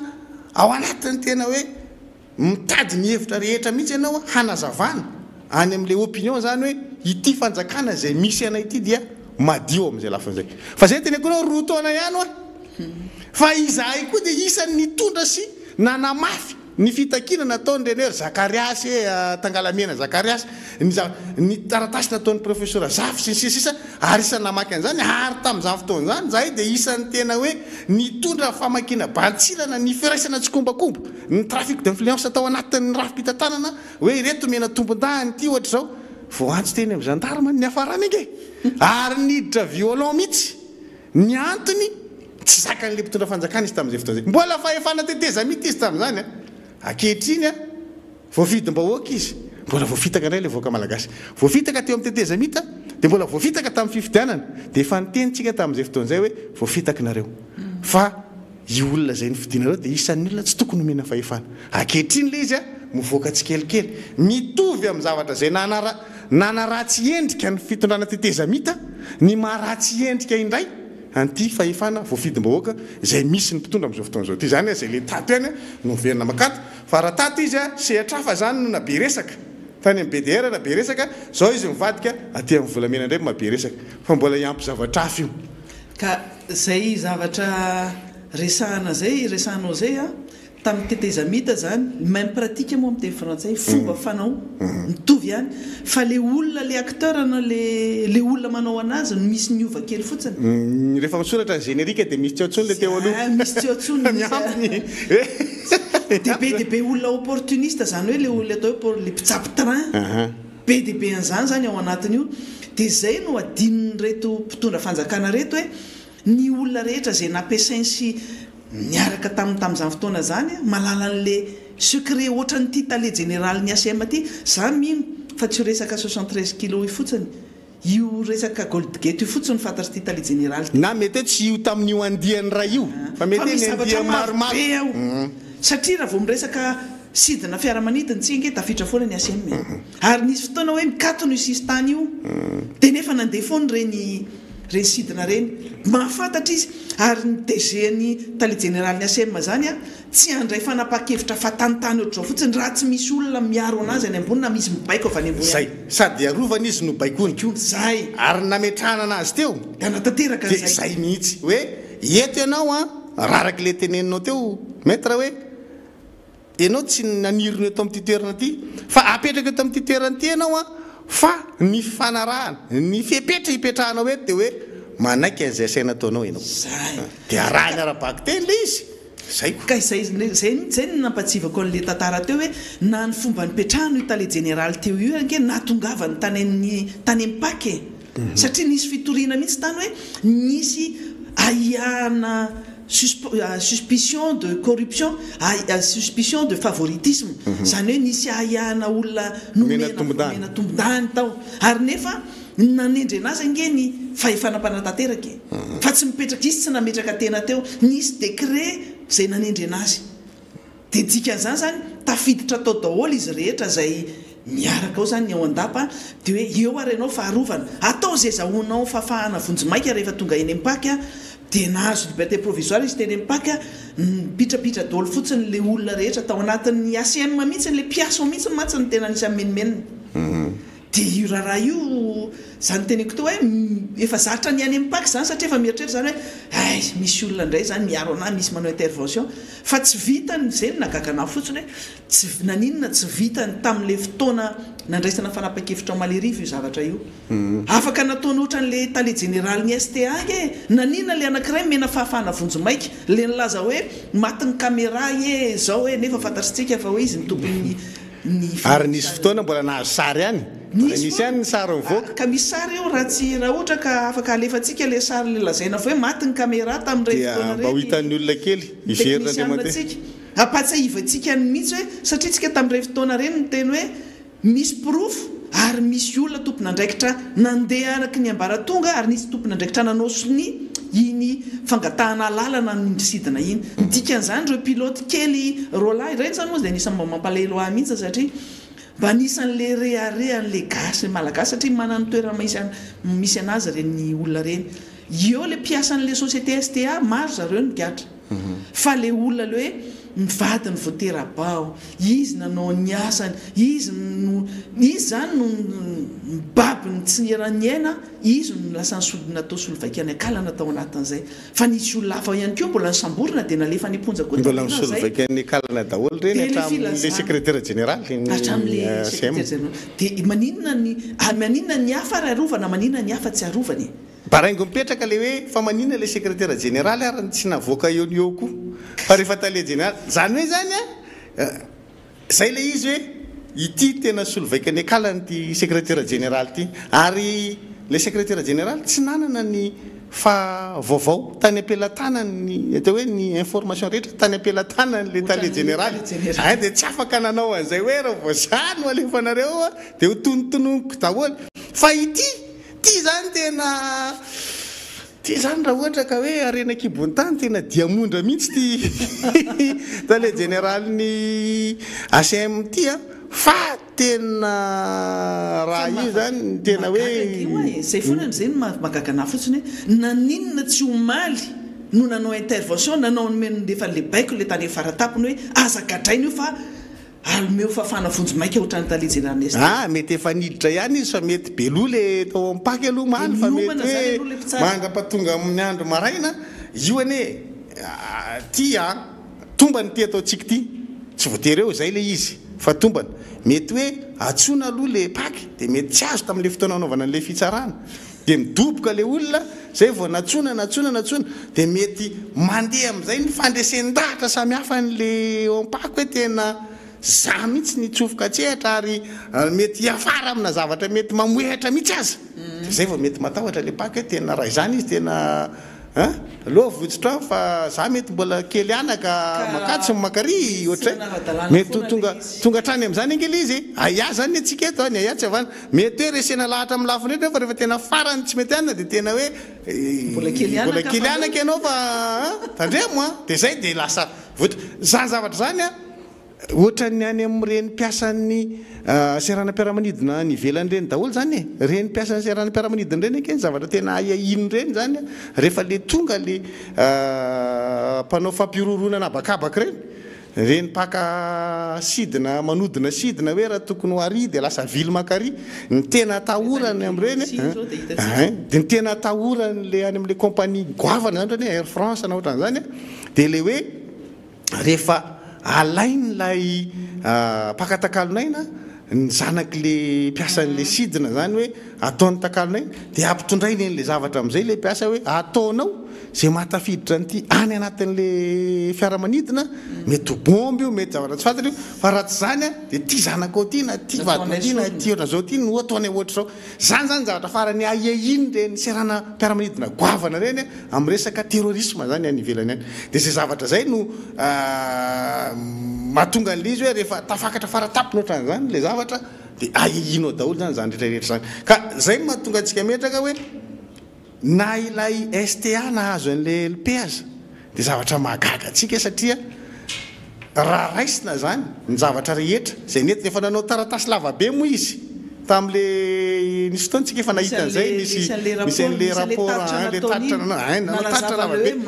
nanazava fa reo rehetrarehetraile caméra mandeha tsy efa nalefatsika ve izy zay efa tokony mandeha le izy sa mbola tsy nandeha le izy teknisy efa nandeha efa mahita zany nareo io dia zay zavatra ela izy hoe raha ohatra ka zavatra efa hita fa mifanohitra ohatr'izay le zavatra tenen'le olona nefa le olona mbola mahazo LP ary eo koa le nisy le tompon'le compagnie zay lasa tampoka natao evasanina ny tale généraly hafa ny tompony kompania hafa dia re zany re fanoja ao anatin'le fepotona mampafana be le raharaha dia tsy salama tampoka dia lasa tratran'ny evasanina tampoka le tompon'le kompania avy eo rehefa jerevanao mandeha vaovao io fa hay ny aranakasary tamin'ny romanampaizana ny tompony kompania akaiky ny romanampaizana ny tompony kompania le tale généraly ato anatin'izay dia io izy hitantsika hoe tsy voakitikitika le tale généraly le kompania nefa le kompania zany no nitondra ny entana io ary mipiasan'ny kompania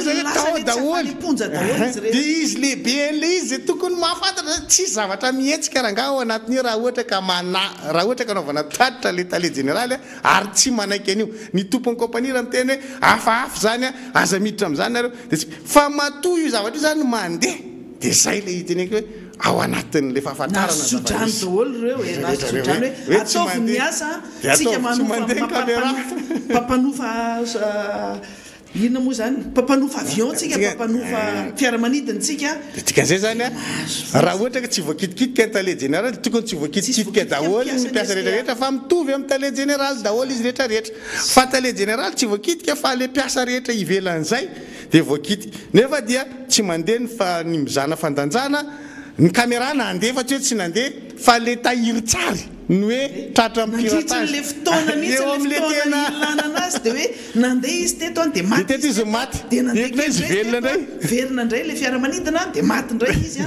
tena efa mahagaga zay le zava-nisy zay fa tena mbola ho mateza ritany iny raharaha iny maître ngamba tsy androany ihany tsika ny resaka azy so amin'ny latsinainy ny talata alarobia mbola arakaraka ny fivoarany tedra raha tsy maintsy resantsika satria ny any Afrika Atsimo koa tsy rahantsika maso akaiky ihany koa satria le olona anankitelo migadra any mbola migadra any hatramintsika miteny zao mitady zay fomba rehetra le fitondram-panjakana le mpitondra mitovy any nanavotana ny tia tale généraly ny ACM ty ihany ny tiany anaovana nyretsy olona telo rehetra hoe tiany navotana ohatra zao fa sarotra ny manao an'izay any Afrika Atsimo dia sahirana ry zareo le volamena hoe tiany zareo apodiana eto raha mihoatra amin'le volamena efa navoaka hatramin'izay io kely fa le olona no arovana ao anatin'izay ary averintsika eto le tantara hoe nandefasa na mpisolo vava nge hiaro an'ireto olona anankitelo hoe tany Afrika Atsimo koa tamin'ny voalohany nisy fikoropahana be tao ary hitantsika rehefa le hoe panika tena hoe panika angeza be ny fikoropahana mafy be mihitsy ny tao amin'ny tompitondra tao mitsangana tao zao minisitra zao mitsangana tao zao rehetra zao fa mahavariana fotsiny hoe aty amin'ny volana jona amin'izay tsika aty amin'ny volana efa ifarana volana jona mamarana volana mety tsika aty tsika no misy rebondissement zany hoe mipoka tampoka indray le izy hoe io ara fa atsonimpaka indray le tale généraly zao no ataontsika maître amin'ny latsinaintsika hoangoditsika daholo le feofeo sy ny taratasy le nandeha reny dia iverenantsika mihitsy aloha le tantara hoe zao ny atombohan'ny ty zavatra ty tary saika anao an'izay ihany moa zany zay androany fa le tratran'le hoe voaka tampoka le izy dia aloaloha alamina tsara mihitsy indray zany hoe le interview an'ny ministra le miteny hoe tsy maintsy averina ty ny zavatra resan'ireo tompona ndraiky mpanjakana samihafa reo ho averintsika daholo latsinainy hoe zao ny fandehan'ny tantara latsiraintsika miresaka n'ity Goldgate indray dia miverina miresaka an'izay tsika amin'ny sakany sy ny lavany indray nitondrantsika azy ary ateza ritina ato anatin'ny miara-manonja indray zany ty raharaha ty satria itsika rehetra zany dia mba tsy ho barabarain'ny mpitondritsika amin'ny zava-misy eto amin'ny firenena satria ny mpitondra mihitsy zany no manao tantely afadrakotra ny arem-pirenena raha zao zavatra misy zao no jerevana zay zany izy io izy improve fa ny ao anatin'izay mbola mila tsara tsindrina foana le resaka fitsarana hoe tena lasa atao fitaovana tena opelantanan'le mpitondra mpanatanteraka mihitsy le fitsarana rehefa tiany tenenina zany hoe migadra ianao mijany any amponja ianao dia mijanona any ianao io zany le manaprofo le kany ministra Roly Mercia mantsy resaka io tsy ireo namana hafa zay any amponja any hoe misy baiko avany hoe tsy mahazo manome fafahana vonjy mainka na tsy mahazo mihitsy manome fafahana an'ireo olona reo nareo zao mibaiko dia taterahanareo ary mampalahelo le mpitsara hoe hoe tena raha za aloha mpitsara dia za tsy natao mpitsara mihitsy fa za tena misy MD lavareny any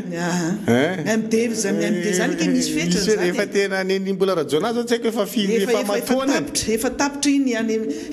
efa tapitra ny fepitona zany ary efa tena nioatra mihitsy moa iny dia tampoka teo ndray hoe misy dossier hafa indray misy détention arbitraire ny mbola rajaona mbola misy fotoantsika iresaka an'io moa zany fa amin'ny fotoana mamety anazy no iresantsika an'io fa misy fanarota-pahefana be ao satria misy olona mibaiko zao no tiana atao amin'ity olona ity dia mijanona any amponjo na inona ny procédure na inona fanitsakitsahana ny procédure izay atao verenana io aika azo atao ihany ny olona mandalo fofona fonja amin'ny alina dia avototra maraina mety zany aika azo atao lasa jurisprudence io nge ka be zavatra itsikafina amin'ny raha io fa misy zao Andriamanitra zao zay ihany ny atsika zay ary tazomina foana zay hoe ianareo dia manao an'Andriamanitra tsy misy satria nareo tsy nianatra sekoly alahady dia io nareo tratra tsara mihitsy tena mianara ihany sekoly alahady fa zava-dehibe zany ary tezao amin'ny lalana tena izy ny ankizy fa rehefa lehibe izy dia fatany tokony ataony fa ny olona tsy nianatra sekoly alahady dia io izy io raha antsika mahita io tena manao an'Andriamanitra tsy misy amin'ny zavatra rehetra eto amin'ny firenena mbola misy anatinao ampy zay ngambany ampy aloha zay satria fotoana tefa mandeha ihany jare tsara fa miraiky ambe folo mahery tsika zao fa toizytsika miresaka armady io satria misy fandraisany ACM ny armady zavatra tsy milamina rehetra ao anatin'ireny orinasa mpanjakana reny tsara resana satria tena mizaka ny tserany aina zany resaka ary Madagasikara zany anisan'le hoe amin'ny teny frantsay fleuron ny reharehan'izany Madagasikara zany ary Madagasikara na le anarany fotsiny ary tena fananina potehana mihitsy izy io nanomboka tamin'ny teteza mihitsy raha tadidinao i Fidèle ary za mino fa ianao anisan'le tsy nakasitraka an'ireny hoe nanafarana Airbus nanovana ny 747 ou 767 natonga antsika tany amin'ny listra mainty tany amin'ny Alexa be sy rehetrarehetra zany rehetrarehetra zany nahazo an'lery Madagasikara ary io zavatra io maître dia tsotra tamin'izany tadidiko tsara efa tsy niara-dita amin'ny fitoana tetezamita zay tamin'izany nisy fotoana nanao fandarana zay tany Tomasina tao amin'ny onjam-peo any RFT niaraka tamin'ny madame Janine tamin'izany fotoana zany dia teo zay no niresaka n'le hoe oera n'le président tao amin'ny lapany fanazahatena hoe anafatra tsika Airbus anankiroa dia tamin'izay moa nasiana makety ray dia naka ohatra zay tamin'izay hoe raha ianao no ray mpianakaviana zay mihitsy le ohatra andraisina tao amin'ny onjam-peo ny RFT ka le fianakavianao zany ianao ray mpianakaviana ny vadinao sy ny zanakao fito tsy misakafo dia ianao le ray mpianakaviana ave dia handeha hividy kiraro vaovao Adidas na Reebok vaovao amina million vidiny zay zany le ohatra nalainay tamin'izay fotoana zay tadidiny misy le serasera fa izy niaraka anao fandarana tamiko tamin'izany tao amin'ilay radio conteneur Tamatavy zay mihitsy ny ohatra nalainay tamin'izany fotoana zany hoe ianao ve dia hividy Adidas na Reebok vaovao nefa ny ao atokantranonao tsy misakafo fa ianao zany mila mivoaka manao an'le kiraro vaovao hitan'ny olona hoe nahazo tenisy vaovao le ray mpianakaviana fa le ao an-trano tsy mikaly amin'iny fotoana iny ohatra zay zany ny endrika tenenanay n'lay Airbus anankiroa zay nalainy ny fitondram-panjakana malagasy ny vidiny fitondram-panjakana malagasy nefa le vahoaka amin'io ao anatin'ny fahasairana tanteraka tao anatin'ny teteza mitatra dia tamin'izay fotoana zay ny zavatra nitranga dia ireo fiaramanidiny ireo anie ny ray ny rahantsika malala ny sidina azony natao fa tsy tafiditra tany amin'le firenena lehibe akoriny fa ny ray dia tsy tsika malagasy no nampiasa azy zay le olana tao anatin'le izy dia niteraka fa tiantoka ho an'ilay compagnie ary mbola nisy condamnation iny le nyresantsika teto grave be ny fiatraikany nanomboka teo zany dia nikorosofahana le compagnie ary Madagasikara na dia atao aza hoe nisy niezaka zany ministry ny fitantanam-bola tamin'izany fotoana zany Ery Rajaonarimampianina nanarina le ry Madagasikara nandritra ny fitantanany fa ny zava-nitranga androany ny compagnie ry Madagasikara dia zao tonga amina chômage technique tsy misy tsony zany banky manaiky fampiraraha amin'ny compagnie ry Madagasikara hoe omena vola ny compagnie Air Madagascar mba hahafahany manome karama ny mpiasa ny Air Madagascar. Mba azonareo an-tsaina ve ndray andro ho anareo zay ray mpianakaviana na nanjanaka lasa steward ohatra na lasa pilote na lasa hôtesse ny Air Madagascar ka hoe ity zanako ity afaka 10 taona iasany amin'ny Air Madagascar na 12 taona iasany amin'ny Air Madagascar dia tsy handray karama. Ny saina zany ve fa ianao rehefa nananjanaka lasa mpiasa ny Air Madagascar zany indrindra fa PNC milamina mandrakizay zanakireny anke steward ny Air Madagascar, zanakireny anke pilote ny Air Madagascar, zanakireny anke hôtesse ny Air Madagascar. Midedaka mihitsy le ray aman-dreny rehefa fivorim-pianakaviana raha hoentiny eo le zaza hoe tiany any zanako pilote, tiany any zanako steward ny Air Madagascar, dedadedaka fa amizao enatra ny mananjanaka mpiasa ny Air Madagascar satria manino olona lefa chômage technique ny mpiasa ny Air Madagascar. Eritrereto PNCR zany ny alefanao chômage technique dia eritrereto zany le rehetrarehetra zay mety any amin'ny rafitra hafa samihafa ny mpiasa ny Air Madagascar ingana rivony. Dia efa nisy le mikimaky teo ny poma moa zany tafiditra ao anatin'le Air Madagascar le eto. poma tsy na io Tsy le tena poma le poma na i golden na poma vary masaka tafiditra ao anatin'le Air Madagascar. Zaranareo misokajy anazy zay tianareo sokajina anazy fa ny zavatra misy dia ity ilay mpitondra fanjakana zany mahafantatra tsara n'le compagnie Air Madagascar dia ohatrany hoe mieritreritsika hoe hanao fananina ve ny mpitondra amin'izao fotoana izao hamono an'ilay compagnie Air Madagascar fa hikendry ny tavana an'izany ndray rapitso ho fananana manokana ny fananana imbona ny voaka malagasy. Etsika zany dia mametraka hoe esory ao anatin'ny saina maneritreritra fa tsy fanananareo ny Air Madagascar. ohatran'ny orinasa fananam-bahoaka io matoa natao hoe Air Madagascar fa tsy natao hoe Air Pom dia tsy anareo le izy zany fa rehefa anao nareo dia atao ven'le Air Pom anareo iny zany hoe tsy haiko zay anaovanareo anazy hoe golden na poma vary masaka na poma tsina le compagnie anareo fa le Air Madagascar dia fananany le voaka malagasy ary ny olona zay miasa ao dia olona manamaizy azy zany miditra hifaninana ho lasa mpiasa ny Air Madagascar zany na any amin'ny ataontsika hoe any amin'ny kirakira teknika zany na any amin'ny fandrindrany zany na reny any amin'ny sapana samihafa isaky ny seranam-piaramanidiny eto Madagascar reny zany dia tena hoe notsongainy reny ary tena hoe manamaizy azy manana ny tombotsoa rehetrarehetra azon'ireny olo reny fa androany zany rehetrarehetra zany nofonofo sisa dia ray saretsaina ange hoe enao zany mpiasa ny compagnie Air Madagascar dia tsy ahavita antoy ekolazy ny zanako ve mafy zany eo anatin'ny fiarahamonina hoe ianao zany raha manatitra ny zanako dia ty zanaka pilote ty ty zanaka steward ty zanaka hôtely zanaka mpiasa ny Air Madagascar fotsiny na iny zany mpiasa ny Air Madagascar. Dia avy eo rehefa teneniny ary amin'le sekoly satria rehefa zanaka mpiasa ny Air Madagascar zany mba any amin'le sekoly ohatrohatr'izay dia tenen'le sekoly hoe ny ekolazy ny zanakareo mbola tsy voaloha marary ange zany marary zany satria isan'ny sehatrasa atao hoe ambony zany nefa ankehitriny reny sehatrasa ny eritreretina hoe miaina mba manana ny maizy azy ty atao firenenireny nefa tratran'izany dikan'izay ny raisy saretsaina ny ambiny rehetrarehetra fa potika daholo. Ary eto dia miteny mazava ho antsika zay mpanaraka ny fandaharana nisy fotoantsika moa miezaka manazava ny lafiny ara-toekarena fa omena anareo ane ny fomba hahafahana mijerana zavatra resana ianareo zany anaovanareo fampitahana tsotra kely le izy tsy sarotra zany. Io banque foibe Madagascar io dia mamoaka bulletin isaky ny farany taona dia raiso ny bulletin tamin'ny 2019 décembre 2019 zany zay misy ny rekapony lafiny ara-toekarena rehetra tamin'ny 7 dia apitahao amin'ny bulletin 2020 tatitry ny banque foibe Madagascar zany volana décembre dia mivoaka ao daholo ny fahasamihafana ara-taremarika rehetra amin'ny resaka fitantanana ny ara-toekarena ty firenentsika ty dia zay ny manamarina zavatra resahana eto hoe mikorosofana tsika eny miteny tamin'ireny maître hoe ny lafiny ara-toekarena ne ka mitotongana mihitsy amin'izao fotoana izao hoe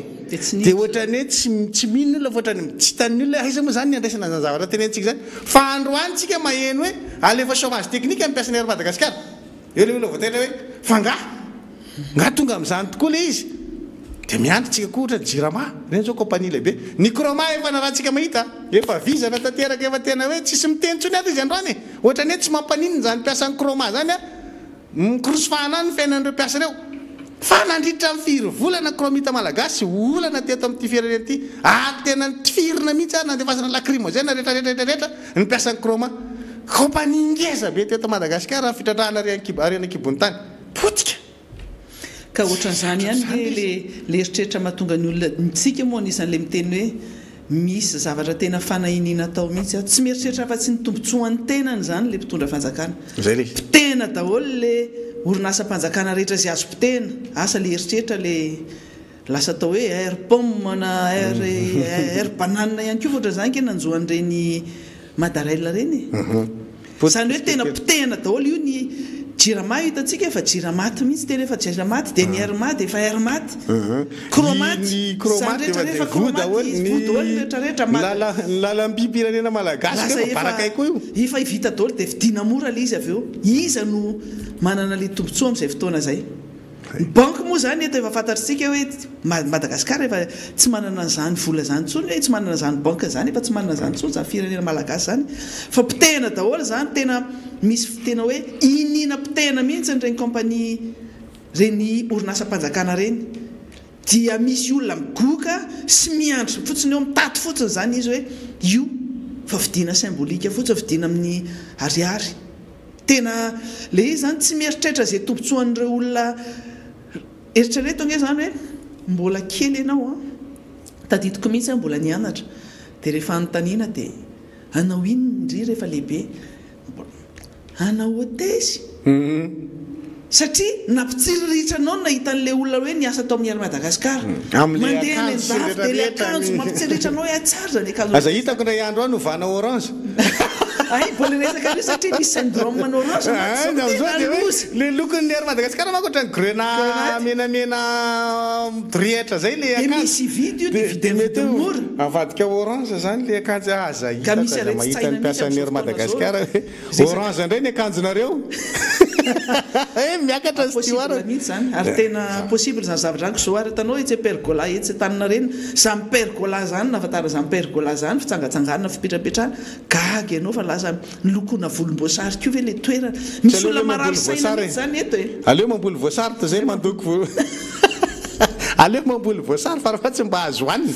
fa ity mandoko volomboasary ty tena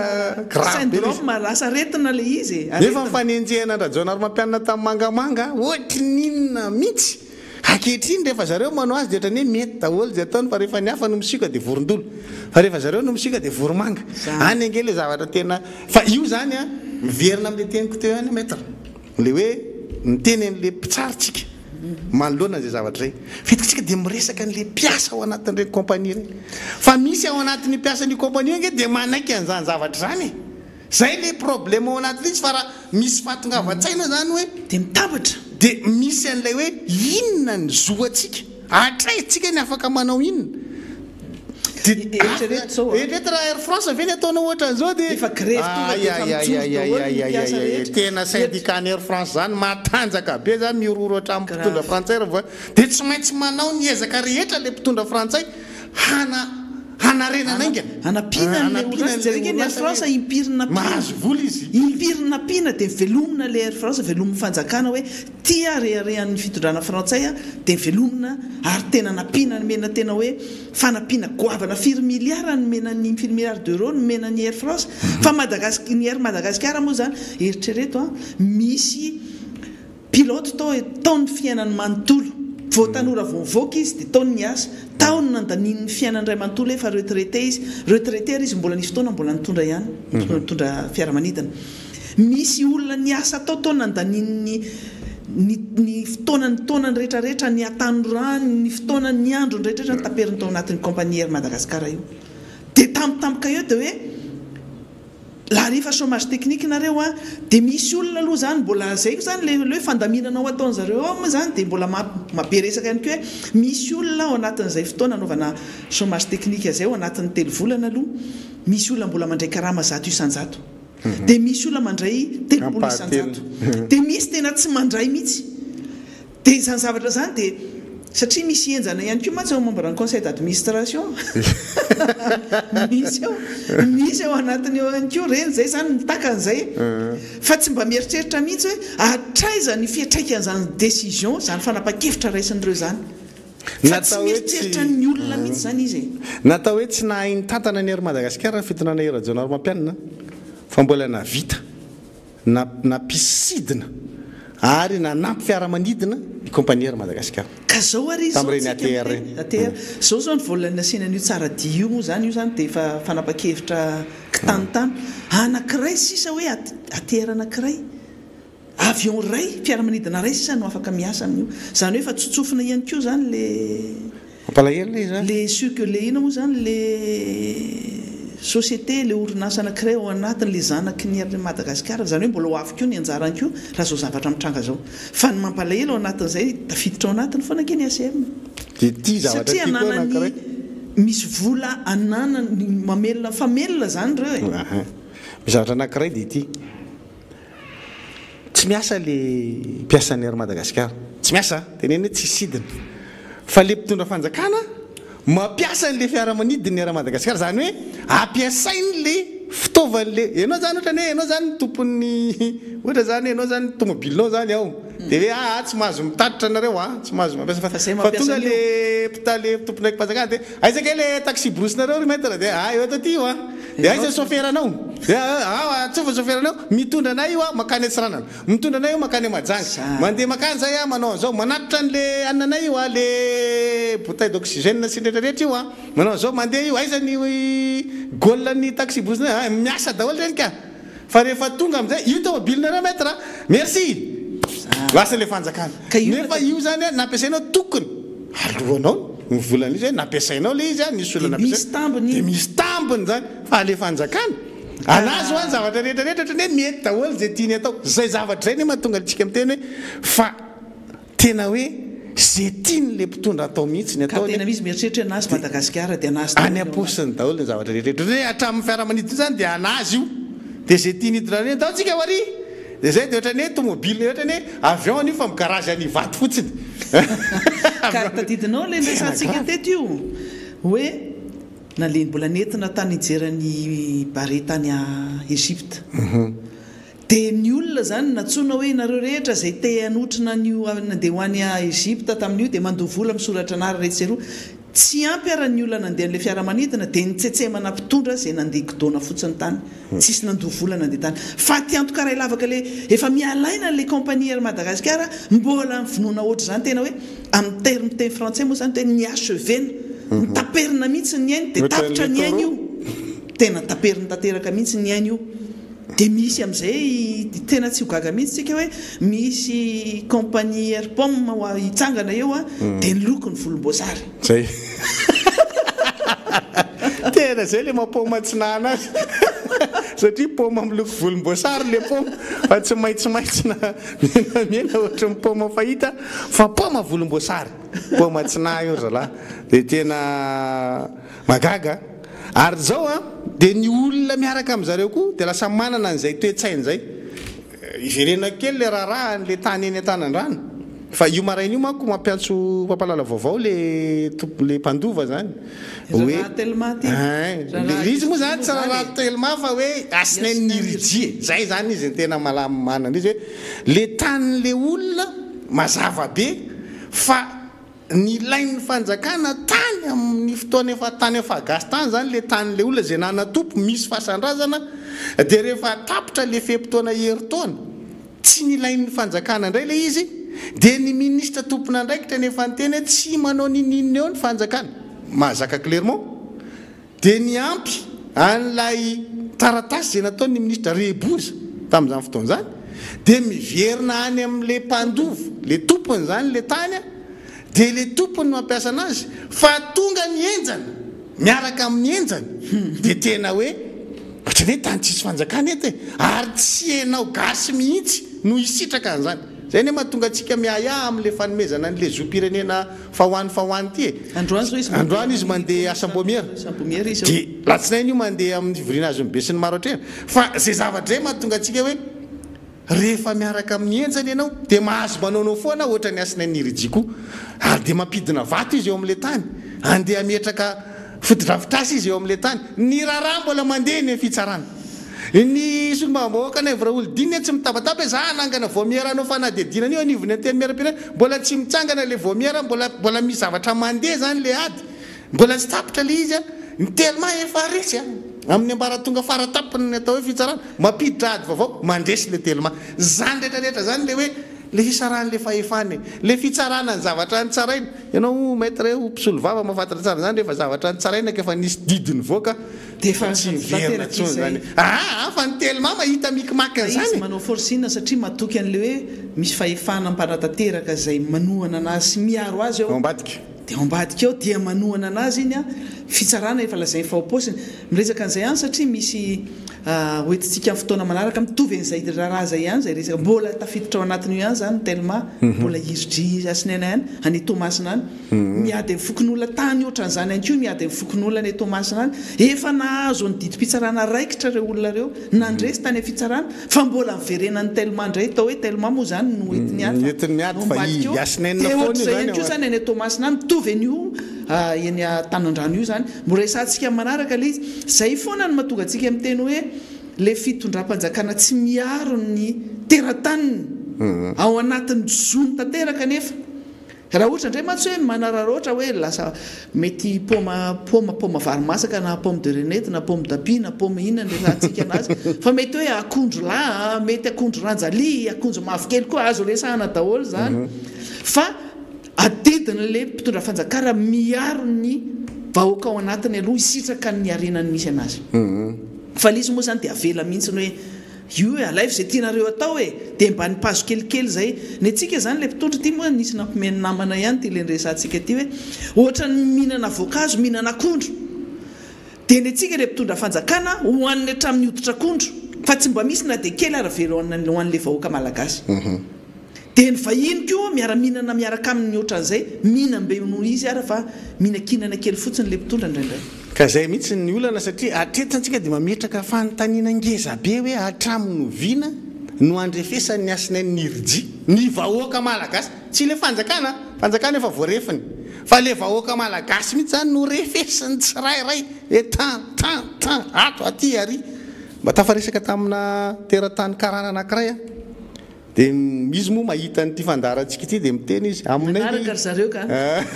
dia ozy izy taminay ina eo izy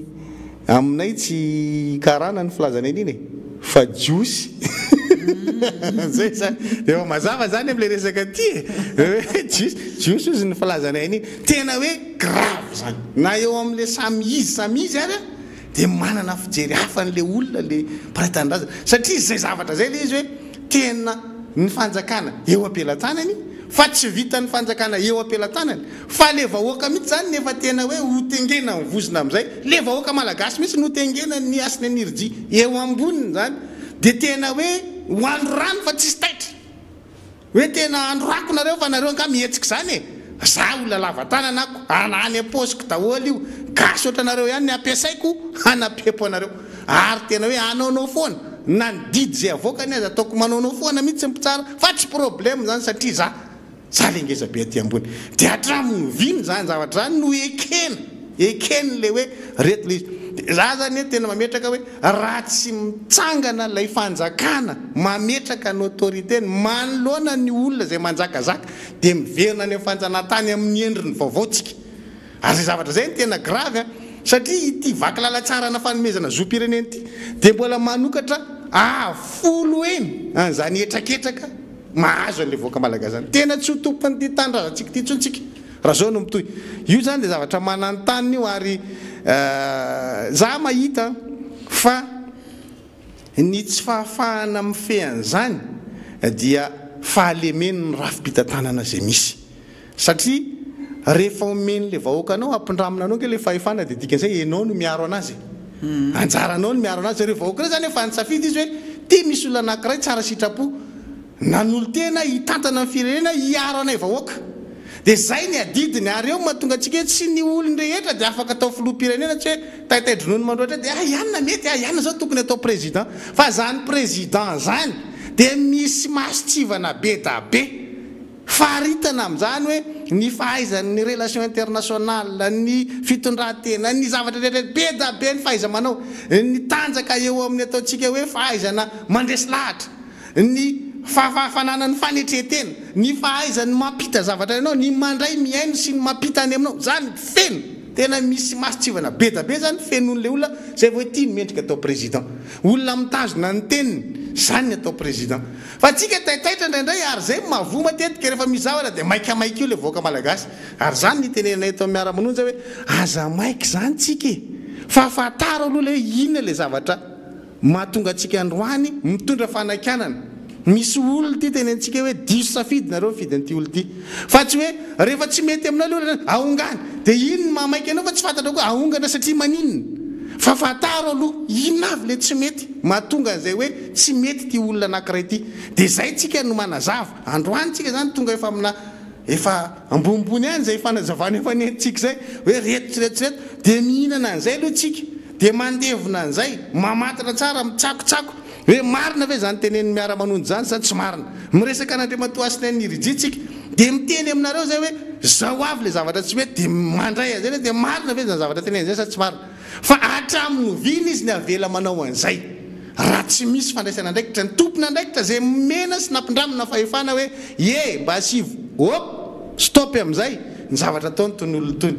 fa raha tsy zany a dia le voaka malagasy mihitsy no andro rano raha pitso raha afakapitso zay nareo voagaga zay nareo voagaga zany zavatra zany zany a ny zavatra tsy tokony ho hitataratra tsony rehefa mifiditsika manaraka hoe ny olona tsy amerina fanomezana an'izany tanjaka na olo tokana hibako ny rem-pirenena zany a zany ny olona tokony apetraka reo eo amin'ny toeran'le olona ampindramina fahefana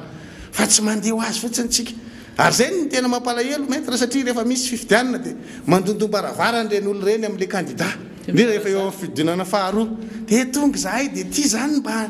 anjaranay amin'ty firitsako ifidinao ty dia tonga koa ny ilany ary dia mandeha koa izy ary amin'le ilany ko satria moa ianao manao fidinana faharoa dia ty koa le ny amin'izany sabaka eo izy dia voafehany amin'izay le olona rehefa avy eo takalony iny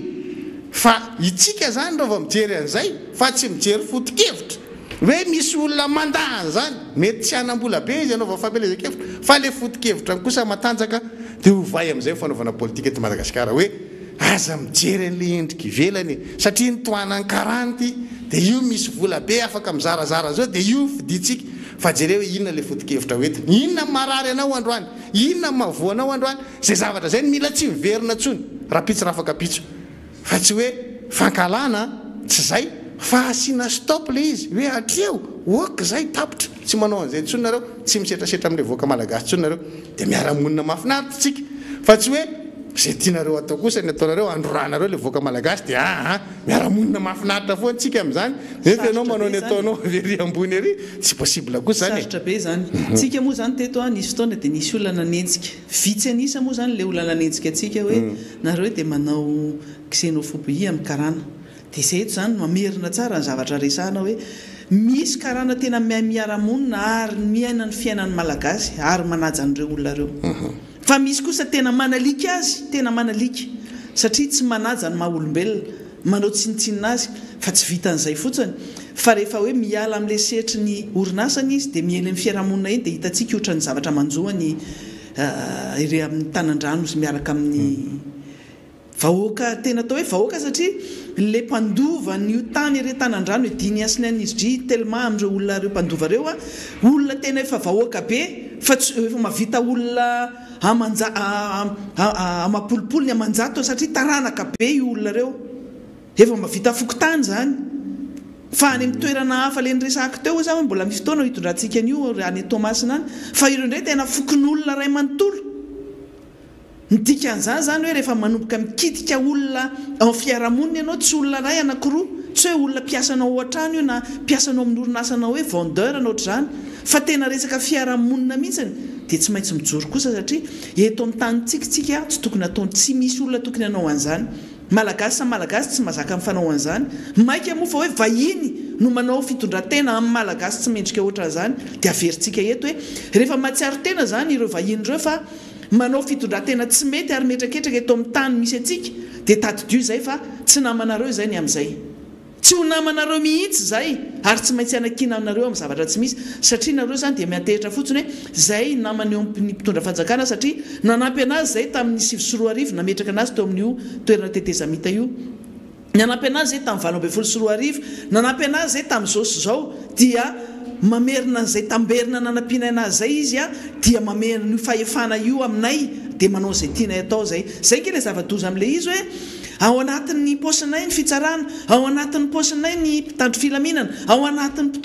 posinay ny gouvernement ao anatin'ny posinay ny ministra ao anaty posiny daholo nareo rehetrarehetra fa zay tsy ao anaty posiny zay mahatonga anay miteny eto ny dikan'izany mahafantatra an'izany daholo ianareo rehetra zay resahana eto amin'ity fandarana miara-manonja ity tsy mety raha eto Madagasikara no mahatsiaro fa hoe tompony mangatakatin'ny malagasy fa rehefa mahatsiaro ianao raha vahiny ka miaina ny aina amin'ny malagasy mahatsiaro tena ianao fa malagasy no mahavahiny ianao dia tadidio zay fa tsisy olana aminay mihitsy zany fa raha ianao eto amin'ny tany misy ianao eto amin'ity Madagasikara ty no mihevitra fa hoe anareo ty tany ty tsy mety zany ary ny interessantsika foana hoe mandehana fotsiny makare Frantsa ho an'izay makany any Frantsa efa tany amin'izany Frantsa zany fa rehefa tonga any ianao mipiripirina tsy mahasamy teny mihitsy sanatry miva fa manalika olona zany tonga ianao dia androany ianao dia efa roasin'ny olona ary tonga avy ampitandro filaminana ianao dia any ianao mihinana any amin'ny cellule any aloha tonga ianao dia voroka miala any amin'ny tanin'ny olona fa ny atsika eto tsika indray ny roany eto amin'ny tany misy atsika eo amin'ny tanin-drazana eo amin'ny trano misy atsika aiza ve misy tany zao ianao mipetraka teo nanamainty molaly teo ny tavoninao niteraka teo no latsaka ny tavoninao teo ianao no teraka misy tranondrazana eo misy fasandrazana eo tampoka eo le vahiny mavita mutation ara-dalàna mavita mamindra amin'ny anarany amin'ny ara-dalàna ny tany misy ianao zany ve zavatra marina fa misy ny kolokolo sy réseau amin'ny domaine io amin'io resaka alatra tany io fa ny tena tsy zakanao mihitsy rehefa hoe vahiny no nahazo anazy ary ny akabetsahany amin'ireo dia karana dia normal be raha mitabataba daholo amin'izao fotoana zao hoe sarotra be zany mamehany zany zopirenena malagasy zany ho an'ny vahiny marina fa misy olona tsonjovina ao anatin'io lalàna io hoe resaka apatridi olona tsy manana zopirenena sisisa fa mila lalinina tsara ary mila mieritreritra tsara daholo ny sombavambahoaka aloha vao mandroso amin'io lalàna io anatin'ny commission travaux de commission ao anatin'ny asam-bomiera androany io anisany mpikambana ao anatin'io asam-bomiera io satria ao anatin'ny commission juridique tena fa tsy te hakan'indray andraikitra amin'izany satria anentsika ana ny eritreritro raha misy zavatra mitranga any amin'ny tsizy ao ary tsy mety mihitsy ihany koa le hoe resaka visioconférence nanaovana ny tiraraha ty satria tsy alaise ianao tsy miaina ianao tsy tafavoaka ao anatin'iny iny visioconférence amin'iny ino fiteny anazy amin'ny teny malagasy ampitaindavitra ity tsy ohatran'izao resantsika zao ny zavatra resahanao satria mila miady hevitra ary tena mila raisina tena hoe isany andininy isa tokony isakiny teny mila lalinina mafy io ary mila tena hoe teny erana aloha fa manahirana zany aleo aloha malagasy aloha isitraka ny mahamalagasy anazy sy ny areny aloha fa raha mbola atao zao tantely avadrakotra ohatra zao aloha ty eto misy an'ity Madagasikara ty adino daholo ny fahasahiranantsika rehetra amin'izao adino ny olona adino ny mpitondra fa rehefa ilainy no miseho anatin'ny télé na ao anatin'ny anao manjerina any amin'izay toerana misy any naovana oeraoera dia ohatrany hoe tena mavita azy mihitsy ty fitondram-panjakana ty ary zay fa disotsika rehetra mila manaraka an'izany politika zany sy fiainana politika tsy ny politika akory ny ratsy fa fomba nanaovana anazy ny ratsy satria be dia be ny olona mitady tombontsoa manokana ao anatin'izay ary ny antom-pisin'ny miara-manonja eto dia ny anova mihitsy ny fomba fijery sy ny fomba fanaovana politika fa tsy hoe tonga fotoam-pifidianana dia mizarazara zavatra na manao fampandriana drisa fotsiny dia mitehaka daholo dia avy eo manenina daholo ohatran'izao manjoantsika amin'izao fotoana zao rehefa tonga amin'ny toerana anankiray ny olona fidiana dia manadino hoe zao nge zavatra nyresako taminareo zao no nitenenina tamin'izao nakary aminareo fa soa fa misy an'ireny teknôlôjia ireny amin'izao fotoana zao dia afaka averina mihitsy hoe zao no niteneninao tary zao no niteneninao momba nyty raharaha ty fa ny zavatra misy moa zao dia hoe ny mpanohitra no enjehana amin'izao ohatrany hoe mpanohitra no mitondra firenena zay nge ny mahavariana e mampimena tena mime mihitsy nahita ny président Ravalomanana teria mahazo dia mea satria ny faritra ny boribory tany fahadimy amin'ny député anankiray moa zany ohatra ny eritreretiny keo hoe ny boribory tany fahadimy dia anazy keo ohatran'le fiveran'le mpitondra fanjakana hoe Madagasikara dia anay dia ny olona ao anatiny dia anay dia ny arem-pirenenao dia anamy anazy manokana mihitsiny zany dia gaga le président Ravalomanana indray natao maty enjika sy maty tena variana le olona mitaraina tsy enony hoe reto olona reto hoe matoa mitaraina matoa miatsampy amin'ny olona anankiray matoa manao an'ireny fihetsika sy manaraka anazy ireny dia tsy mba mieritreritra hoe noho iny zavatra dalàna ataonareo no mahatonga an'iny raha vao miseho ny mpanohitra miseho président Ravalomanana misy fandarana natao no omaly sy ny sisa reny dia nanaovana resa be mihitsy fa zao reny zavatra reny efa sinina fa leo le vahoaka malagasy fa leo izy zay zany le zavatra fa le herim-pamoretana zay mahatonga antsika miteny foana hoe ny mpitandro filaminana no jokera farany ampiasainy ty fitondram-panjakana ty arovan'ny sezany zay sy mpitandro filaminana rehetra izy tsy rehetra koa izy amin'izay fotoana zay satria misy mpitandro filaminana za gaga mihitsy mijery rehefa mandeha eny an-dalana ohatra misy MAO mandeha maintien de l'ordre zany dia ny tafika mitondra hazo ny polisy mitondra hazo fa ny gendarme ihany no mitondra basy dia gaga zany ianao hoe fangaro reto samy misy mahasamy hafa anazy reto folo alin-da reto e fa manino ny retsy no ampitondraina basy fa manino ny retsy no vatakazo no entany zany gamoda no entany le polisy le tafika dia gaga tsika mijery an'izany fomba fitantanana firenena zany a tena hoe mahagaga le izy hoe zavatra ohatran'izany ve nitantananareo an'le firenena ka ao anatin'ity zavatra famaofao eto amin'ny firenena ity honorable dia zay le izy hoe itsika zany zao raha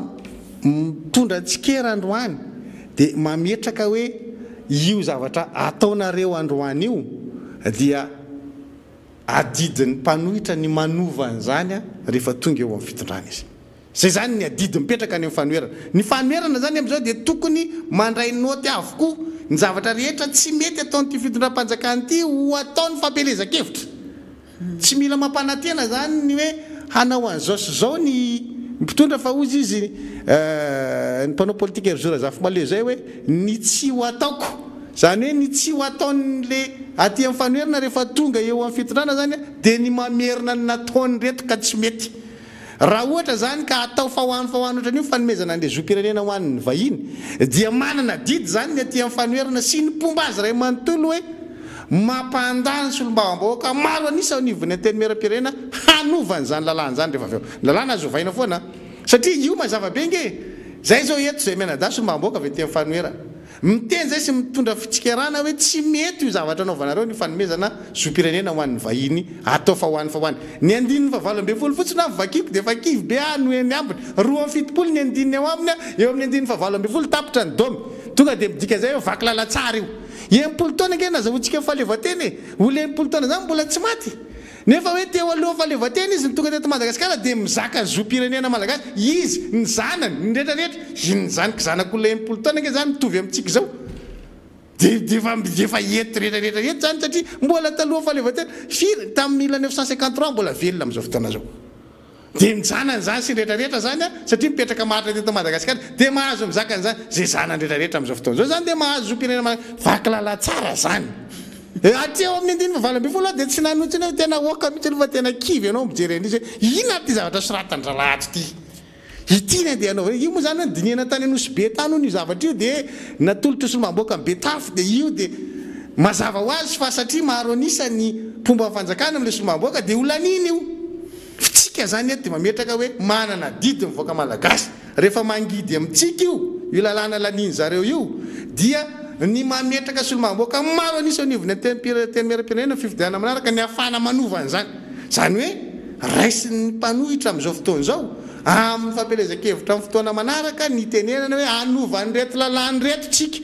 dia mihaino tsara amin'izay revoaka malagasy rehefa mifidy hoe inona zany ny adidy tokony ataonao apatsara ny fiainao avy amin'ny alala ny fisiny le solombavamboaka inona ny andraikitra sy asan'le solombavamboaka mampalelo inge tsy fantatsika koa inona ny asan'le solombavamboaka zay zavatra tena grave atao anatin'le firenena zay le Roger de Castille ary le fomba fanaovana le politika mihitsy a tadidiko tsara tamin'ny mandat taloha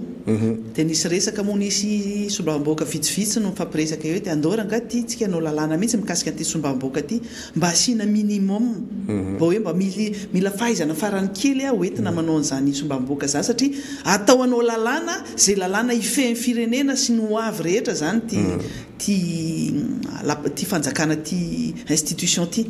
fa nisy nitsangana tamin'izany tontondro sisany tsy nitrangno satria tena hoe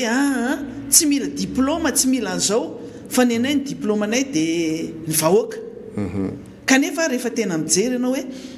ny lalàna zay atao rehetra ao zany dia lalàna atao hipetraka ary tena ifehin'ny fiarahamonina sy ny fiainan'ny firenena mandraka tsy fantatrao ny ankabetsany lalàna amin'izao iainantsika zao nge mbola lalàna tamin'ny taona tamin'ny enimpolo mbola be deabe zany lalàna talohan'izany dia lalàna efa lany andro be deabe izy eo zany na le mpikirakiranyzany lalàna zany ary a tsy tantsony zay zavatra atao satria efa tsy mifanaraka amin'ny toetrandro ny dikan'izany mila zay ma hoe législateur atao hoe ny solombavamboaka législateur mpanao lalàna fa le solombavamboaka rehefa ilatsaka solombavamboaka izy a dia zavatra hafa no anatin'ny sainy hoe solombavamboaka dia misolombavanareo dia anao an'izao anao lalana anao fotodrafitrasa anao an'izao adinina hoe solombavamboaka zany a anao lalàna ary mifanandrify amin'le filan'le vahoaka le lalàna manatsara zany dia tena very lasa mifamitaka zany ary misy koa tena hoe tsy malala mihitsy ny lasan'ny solombavamboaka tena tsy malala mihitsy na le vahoaka mifidy na le olona voafidy dia io tsy gaga nge tsika rehefa mahita an'le hoe solombavamboaka miankohaka eo amin'ny atrehan'ny ministra misy tena mandohalika mihitsy dia tena milelaka tena tsy fantatra tsony faratapony tena milelaka zay tia ny lelafina eo fa mandohalika fomba fitenitsika ao amin'ny antemeram-pirenena eo zany hoe manajavahiny fa rehefa tonga ao amin'ny lapany antemeram-pirenena io zany hoe tonga ministra mitsangana daholo le solombavamboaka rehetra tonga ny prime ministre mitsangana daholo marina fa misy fanajana tokony atao fa reny zavatra reny nefa miakatra any amin'ny lohany lefa io le fanapanan-tanteraka le satria hoe reto solombavamboaka reto rehefa tonga zay a dia miokoka eo aminay daholo izy reto ary mitsangana tsy raisiny fa hoe fanajana anazy no andraisany no ataony sasany rehefa mitsangana ohatra reny fa le izy ny tena rehefa jerena amin'ny lafiny tsy miangatra fotsiny dia hoe ny solombavamboaka no mifidy ny zay olona ho prime ministre dikan'izany na ny filaharana ao anatin'io rang protocolaire moa zany io ary fenitra ny filaharan'ny repoblika io ary a dia manana ny toerany misy anazy solombavamboaka olom-boafidy izy olona anisan'ny voafidim-bahoaka zany angeto eto amin'ity firenena ity dia aoriana ny filoham-pirenena dia solombavamboaka ny Madagasikara solombavamboaka Madagasikara ary io anitsiana foana io rehefa mandray za moa zany rehefa misy anjara fitenenana dia tena manitsy an'izay mihitsy hoe ty misy gouverneur dia ty misy solombavamboaka eto dia tsy manonona ty gouverneur ty alohany ty solombavamboaka ty mihitsy satria ny antony dia ty solombavamboaka ny Madagasikara fa voafidy teo anatin'le district fa ity dia gouverneur ana faritra noho izany kely kokoa raha mpitahina milanjany ty fa misy nefa olom-boatendry mpanjakana asainao mikabary dia ry aloha ny teneniny voalohany zay izy vao mitenen'le solombavamboaka ny Madagasikara ary ny miteny farany dia matetika ny alahatra le mpandrindra eo dia le gouverneur foana no miteny ao arinan'le solombavamboaka zay zavatra mifanohitra mihitsy satria gouverneur zany nge tsy ny fidiny vahoaka fa olom-boatendry zany ary tsy ao anaty lalam-pandrenana zany zay zavatra zay le izy ary tsy io moa nisy fotoantsika tamin'ny atombohany ty mandaa misy atsika tya dia niady hevitra an'io huis clos tao amin'ny antemeram-pirenena dia ny fametrahana an'izay mihitsy ady hevitra be tamin'izany fotoana zany hoe tokony ataontsika lalàna le izy zany lay atao aty amin'ny domaine de la loi zany le izy fa tsy atao actany réglementaire dia amin'izay fotoana zay zany mba misy fifanajana sy mipetraka maharitra ilay laharana zany eo amin'ny resaka inona ty arifenitra fa io dia zay tiany le fahefanam-panatanteraka ametrahana anazy dia tsy maintsy izy ny ataony any aloha satria izy manao anazy hoe ty zany dia zao indray ny filaharan'ny arifenitritsika io moa zany le misy miovaova misy androm-panjakana amin'ny forona dia miova le arifenitra dia zay tian'zareo anaovana azy fa io misy antony mahatonga an'le hoe satria ty olona ty voafidy misy vahoaka ao arinan'le solombavam-bahoaka dia jereo reny zavatra ireny ministra ne no miteny amintsika olom-boafidy hoe any amin'izay nalany anareo no manao tatitra zara tena aberant ozy vazaha zay tena hoe tena mamoehatra le izy zany fa dia tena hoe eto Madagasikara zany dia lasa ekeny satria misy manaiky zany zay le izy fa le izy zany zay le izy hoe tokony toetra mihitsy hoe enao raha nga tsisy nifidy anao raha mafy anao milatsako vidina dia misalotra n'le titre miambozina n'iny sainam-pirenena iny ohatranay solombavam-bahoaka tsy mora miambozina n'iny sainam-pirenena iny avy ety amin'ny sorokao ilana iny mitsovalana makaty amin'ny valahanao ilana ety makany lava dia lava mihitsy zany hoe samboady iny saina tsy ny olo rehetra ny afaka manao an'iny voafidy ianao zay mato afaka manao an'iny voafidim-bahoaka ianao zay vahoaka manao ary mbola hoe suffrage universel direct zany hoe tena ny vahoaka no mifidy ianao mivantana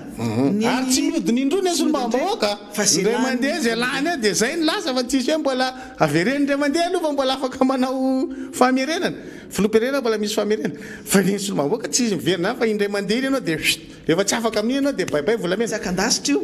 ary eo ny atantsika anazy hoe raha samy jerena zany le grade lanjaina ny atsika sainam-pirenena ny mpitandro filaminana nge mbola lamba tsotra maintimainty na menamena na maitsomaitso zay ny eo fa ny atsika saina mihitsy ny mandeha ny sainam-pirenena dikan'izay tsy mitovy zany zany zavatra zany na misy kitana firy eny ambony sorokareo na misy bokotra firy sainam-pirenena ny ina iny no mipetraka eny ary tsy misy olona manao fanajana olombelona fa le saina neny saliavina izy tsika zay rehefa agasina le teny hoe ny saliavina dia ny saina fa tsy le olombelona zany hoe iny saina iambozonana iny no hitrahanao ny azy eo meo ny azy satria fa tsy le solombavam-bahoaka iendrika mahasolombavam-bahoaka anazy fa iny sainam-pirenena iny inomenao zay dia ohatran'izay koa iny hoe iny galona mipetraka eo antsorokao iny no ajain'le rafitra eo ambany fifehezanao ka zay zavatra zay zany le mila mipetraka mihitsy eto amin'ity firenena ity fa tsika moa io spécial io normal ny tsy normal ary ny tsy normal eto Madagasikara grave le zavatra mitranga raha tsy zany ve ny gouverneur mahasahy eny ambony hainao manjery eny miteny direct amin'ny solombavam-bahoaka hoe mametraha ianao felana ohatrany izy nametraka anazy teo tena tsombadika tena hoe normal tsy lasa tsy normal ny fitantanana firenena zany amin'izao mihitsy mbadika mihitsiny ary tena mivadika atodoa mihitsy ny olona manaraka an'le izy hoe fa inona ary ty zavatra miseho any amin'ity firenena ty atao hoe manan-karena le Madagasikara ny fara-mantra dia satria tsika zany efa mitsombadika mihitsy n'le Madagasikara tsika voalohany any amin'ny farany tsika zany raha manisa dia tsy manomboka any amin'ny ohatra dia ray roa telo fa tsika any amin'ny farany tsika manomboka manisa dia ohatr'izay le fomba fitondrana eto zany hoe ny olona voatendry ny olom-boatendry zany amin'izao fotoana zao no mihevitra ny tenany hoe tena zay ny tena rôle eto amin'ity firenena ity moa zany efa manao basy manao banderole zao dia ny basy anaovanao ataonao kilalao ohatran'ireny dia ny olona le vahoaka mijery fotsiny hoe ndry hay mozy ohatran'izao zany zao ny lasa fanao eto mba manaova an'ireny ange ny ivelany eny mba manandrama manao an'ireny zavatra ohatran'ny hoe atao kilalao ohatran'ireny le fanamiana zany fanamiana tandro filaminana tsy hainao kory manaja an'iny tadidiko tsara tamin'le nisy an'le fivazaha ndresantsika tato anatin'ity fandarana ity zay le vadina mpitandro filaminana teo anivon'ny zandarina anao an'le fanamiany le vadiny nalaina sary nentina atao amin'ny tambajotratserasera resa be mihitsy satria zay le izy hoe tsy manana zoanao an'iny fanamiana iny le vady satria ny vady zandary tsy zandary zay le izy dia tsy tokony salotra an'le izy zany izy eny anatin'le hafa le ankizy kely ampanaovina inona moa rehefa le any amin'ny sekoly misy an'izay dia manao déguisement ny ankizy kely zay zavatra hafa fa ity zany olona ao anatina lanonana ary le vady amin'io eo fa tsy hoe tsy eo mijery an'izany zavatra zany hoe io le fanamianao fanaovan'le andefomandry ary dia lanjainy marina fa misy vehivavy milanja grady fa tsy betsaka zay fa tia moa zany tena hita mihitsy hoe vady civily no salotra an'izy de mahitsika zany mbola mitoy zay zavatra zay fa am'izao fitondram-panjakana zao normal zany tout est permis azo atao zany zavatra zany tena tadidiko io fanajana lalàna io zay ny tena olana eto Madagasikara hoe natao an'izy lalàna mahita zao tsika le hoe DGCOM nisorona tao anatin'ny filan-kevitry ministra ny secrétaire ny talian'ny TVM nisorona tao anaty ny antony nanalàna de satria mifanoratra tao anatina groupe tao ampiasan'ny TVM tao de namotsy fotsiny deba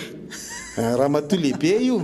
de rehefa rare de nadika mihitsy reto daholo zavatra tenenana de fo DGCOM nisy rivotoza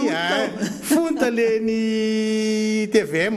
de nisy an'le mamo iny koa tsy haiko sa SG koa iny fo lasa fa zao nefany teo amin'ny ministère ny énergie ny arahantsika ny séquestreny le tompona andraikitra tao anaty birao nambanana basy ny olona mbola tsy fohatra am'izao mbola tsy fo mbola ao ihany fa ny hafa zany rehefa ohatra ka manelingelona andry manam-pahaizana fo fa rehefa ry manam-pahaizana indray no manelingelona ny hafa tsy foka ao ihany zareo mbola eo ihany zay le tenentsika hoe misy fahefana ve eto mampiasa ny fahefana nampindramina anazy ve le filohan'ny repoblika sa mijery baolina ny ataony satria miodidina manodidina mipoma daholo zany resaka zany de rehefa mipoma mbola makasitraka sy ohatran'izay de tsy mikitsaka le tsy mihetsika le filohan'ny repoblika fa de eo fotsiny adama zany mijery zay ataony zay de zay le izy hoe misy poma tsy na eto zay foana zany le zavatra mahatonga antsika mamerina an'izay zavatra satria iadama zany de eo tratra mipoma eo foana de zay le zavatra ka ty zavatra tia tena hoe le fitantanana n'le firenena mihitsy nefa tsy ao zao mbola misy problème mandray mbola miodina manodidina an'io secrétaire général ny ministère-ny angovo io ray zao fa miady amina vady tany ray izy ao zao de mbola tantara ito zay mety mbola ho tafakatra eto miara-manonja ndray koa amin'ny latsinainy makany ndray io resaka vady tany sy ny any fa io zao de mbola mbola tsisy fo koa ao anatin'io fa mbola eo ihany satria tafiditra ao anatiny zany zavatra zany le zavatra hitantsika hoe misy fanjakana ve natao aniza zany ny lalàna eto amin'ity fireneny ity satria rehefa ohatra ka manelingelona ny entsana de tonga de miaraka mivava filan-kevitry ministra tonga de manapaka barakay tale généraly barakay ny talean'ny TVM satria mifanoranoratra tao amin'ny mpiasan'ny TVM de miteny zavatra tsy metimety amin'ny raha de fa zay hitsazy kitikitiany reny misy lalaza ary io zany tena magravy anazy de zao ao anatin'le olona zay ny teneniko hoe misy manaiky an'izay zavatra zay ao anatin'le miara mifanoratsoratra eo ihany misy misolelaka makary le solelaka kisy mako eto faratapo mihitsy de hoe misy antengy ato e de iny mahita an'iny de aisy nareo ary tsy miandrela ja vetivety ka vetivety izy rehefa moka mivoaka raha mpamantaranandro rehefa apiditra mapiditra ray masy valy rehefa anala manala vetivety zany le izy rehefa any aminy de aingana fa zay zany le ataontsika hoe hoentsika makaizy ty fireneny ty baraingo daholo zany rehetrarehetra zany andraka kehitriny tsy hitatsika zany ny hoe zavatra andraindrain'le olona mba hitanao hoe androsy le firenena za zao miresaka n'le resaka bulletin teneniko teo amin'ny latsinainy ngamba izy ty vao tena hoentiko satria fotoanatsika efa somary lasalasa amin'le bulletin ny banque foiben'ny Madagasikara de barabarain'le banque foiben'ny Madagasikara le vahoaka zany zay tsy afaka mamaky an'le soratra ara-toekarena balance commerciale le tony resaka fa hafa mihitsy ny fomba noratan'zareo azy ao anatin'le bulletin ka io na inona no soratanareo na inona ny pahay-toekarena de mahay foana hoe balance commerciale raha nga io fampitahana an'ireo karazana entana sy rehetrarehetra naondra antsika sisisisisy io zany mazava io ny tableau de atramin'izay io balance commerciale io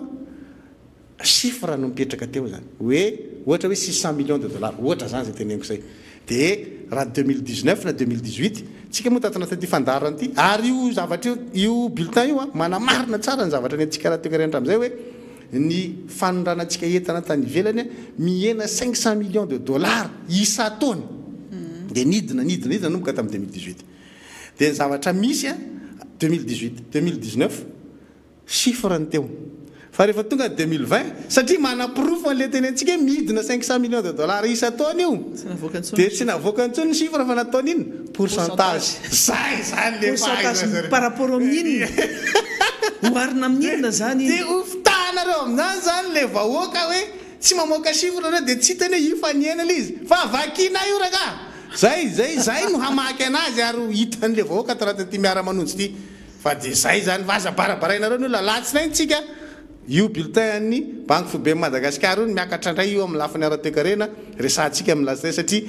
ny olona fitahanareo amin'io fa nareo vahoaka afaka mijery an'io jereo fotsiny aiza ny bulletin ny banque fobe Madagascar décembre 2020 de apitao amin'ny 2019 de hitanareo zany zavatra teneniko zany hoe tato izy taremarka ato izy pourcentage de tonga ty zavatra hitanao député fidèle tsika eto miara-manonja zany mampianatra ny olona ihany koa hoe aza zatra mihaino fotsiny fa aleo mikarokaroka de mijery de mila mamaky de zay zany efa manory foana hoe ohatran'izao ny zavatra tsara jerena de rehefa mba manam-potoana nareo ho an'izay afaka mijery amin'izany na manana zay fafahana mijery zay fa zay le ilanantsika an'ireny boky reny ilanan'ireny tambajoro reny internet reny fa tsy jerentsika tsy enona fotsiny satria mampatory mitsangana mantsy le zavatra tenenina indraindray misy ezaka ataony eto ty zany dia tsy maintsy resahana anareo ihany ty zavatra ty satria manana didy miaraka tsika rehefa mijery atsika ny olona naneny ampitan-dranomasina satra zany de tena makasitraka misaotra amin'ny ezaka ataonareo fa tsika koa mila mifanohana zay zany zavatra tena ezahana mihitsy zay hoe ampatanjaka nyty fandaharatsika ty mba ho hitan'ny olo rehetra efa fomba fanoa zany amin'izao fotoana zao hoe sponsorisena ny ina moa ty ny lien le tambajotra zay andefasantsika zany mba hiparitaka satria ny etatera rehefa rahantsika malala hoe nakatso ny MBS amin'ny alalan'le tambajotra amin'ny alalan'le Canal Plus ny Star Times sy ny Parabole iny moa zany de migejaindry manam-pahaizany iny zany mba tsy partahan'le izy fa ny tambajotra tsy afaka ataon'ny ninona mihitsy zany manana tombontsika eo de io zany ilatsika ny fifanampiana amin'ny tsara sitrapo zany izy efa misy zany namana andresana hoe mila sponsorisena ny lien atsika mba hiparitaka bebe kokoa zany le izy de misy namana efa manampy anay amin'ny zavatra hafa de hoan'izay mbola mazoto hoan'izay mbola mazoto de raisina tanandroa zay mba ahafahan'le lien zany hiparitaka bebe kokoa ahafahantsika manao ny eza zay zany efa manao an'izay ahafahana mametraka an'le fandaharana sy mamokatra azy sy manao an'izay efa tratranay hatramin'izao fa zay le ilanan'le hoe mila fanomezan-tany izy mbola hiparitaka bebe kokoa mba ho maro kokoa zany ny olona misitraka an'le hoe mahazo an'le vaovao ary zany moa dia ezaka mila apetraka ahafahantsika manaparitaka zany an'le izy satria tombony be le lien sponsorisé vetivety de miparitaka le fandarana zany dika zay mety le izy ampiasaintsika zany ny fivoaran'ny teknôlôjia mba hahatonga n'ilay fandarantsika ho ezaka bebe kokoa ny hatongavany sy apaka azy any amin'le mpiraitan-drazana naizanaiza toerana misy anazy zany de mahita an'iny foana izy ary atonga n'le tanora koa arisika zay zao zavatra efa hitako tazako ao anatin'le izy maître tena hoe tany am-piandohantsika voalanao miara-manonja rehefa ampitahina ny voamakytsika zao nijery statistika ampitahina zany mijery statistika foana zay hoe ny manaraka an'le miara-manonja sokajy taona ny lasa ny vavy maly aloha zany izy zao statistika farany dia lany tena be mpanaraka nyty fandaharany ty fa aprisina koa zay le ilantsika an'le hoe lien sponsorisé miparitaka kokoa izy amin'iny de mety hiakatra ny tahany vavy any koa manaraka an'le miara-manonja zany mety koa mety maître ianitra koa fa tena jerendra lahy zay le tsy maharatsiratsy lahy kely daholo zay atao tsy de bogosinoana de tsy de mazota sangisangy zany fa zay zany izy hoe ilantsika an'izay hiparitaka bebe kokoa le izy na sokajy taona zany zay koa dia mba tsy ho variana any amin'le zavatra fotsiny mahafinaritra sy ohatran'izay fa tsy de nefa misy zavatra maso koa ary misy fanovozam-pahalalana azo raisina koa tanatin'ny tony fandarantsika to satria mitaiza koa tsika zany eo manome mizaratra kefa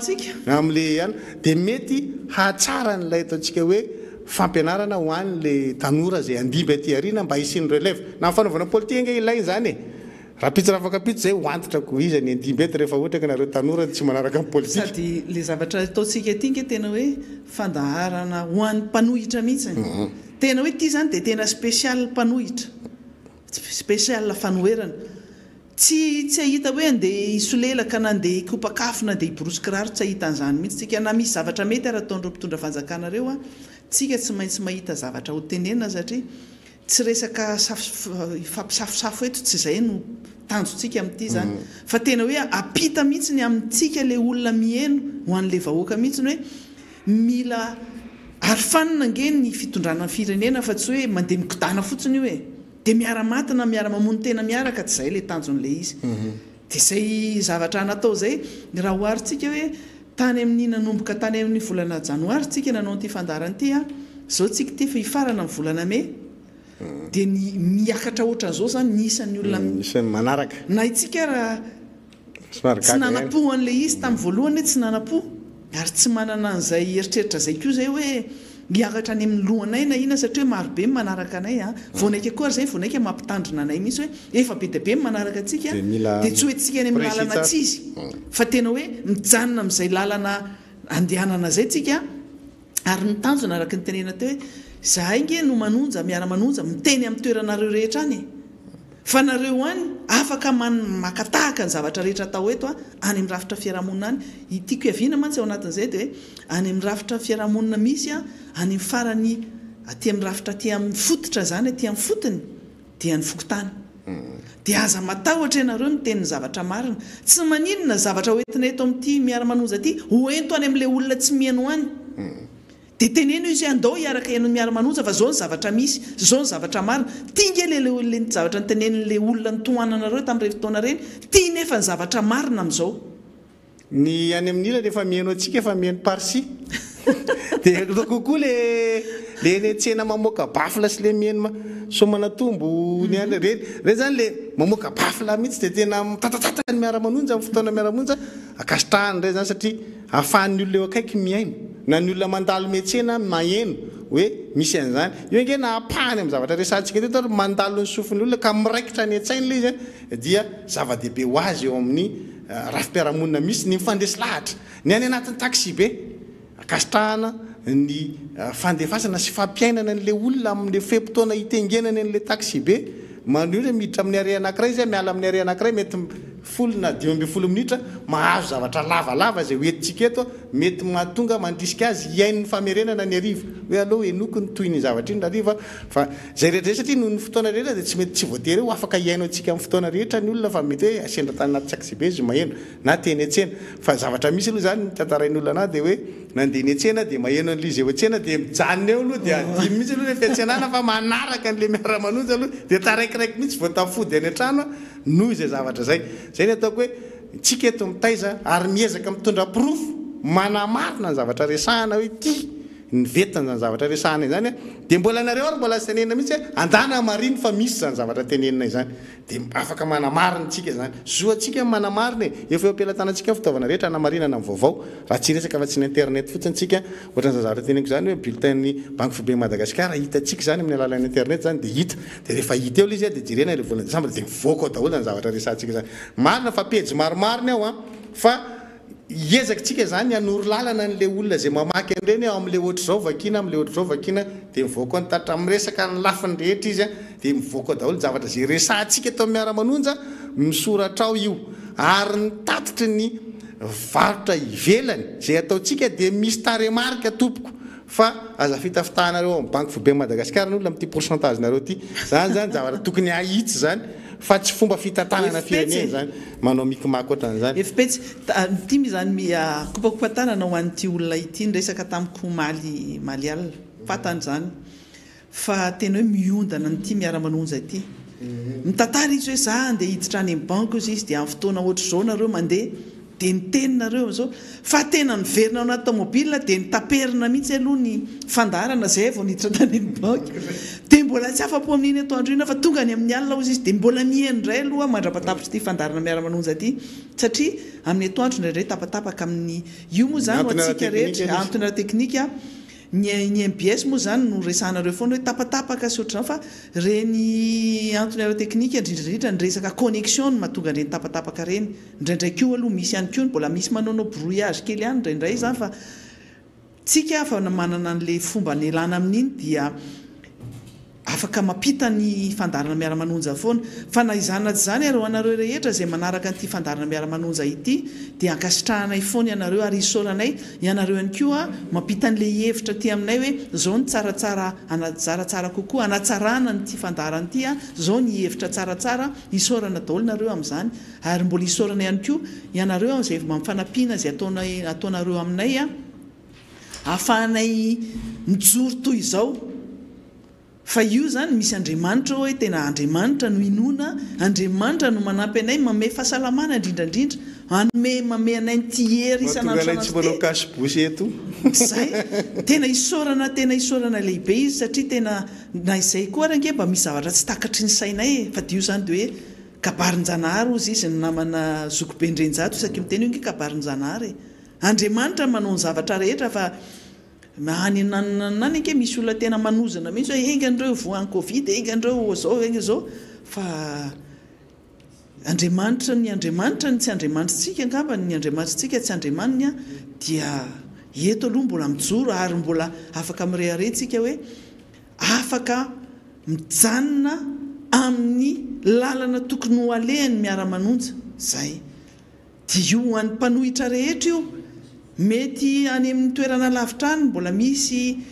mangetaeta hoe aty aminay tsy mandeha ny MPS tsy misy intsony ny fa amin'ny internet fotoana rehetrarehetra io tsy maintsy ho tonga izay ke rehefa tonga antsika miteny tsy maintsy isy foana fanomezan-tanana avy amin'ny tsara sitrapo koa raha pitsy rafaka pitsy manatsara an'izany ary mampatanjaka an'izany ary zay dia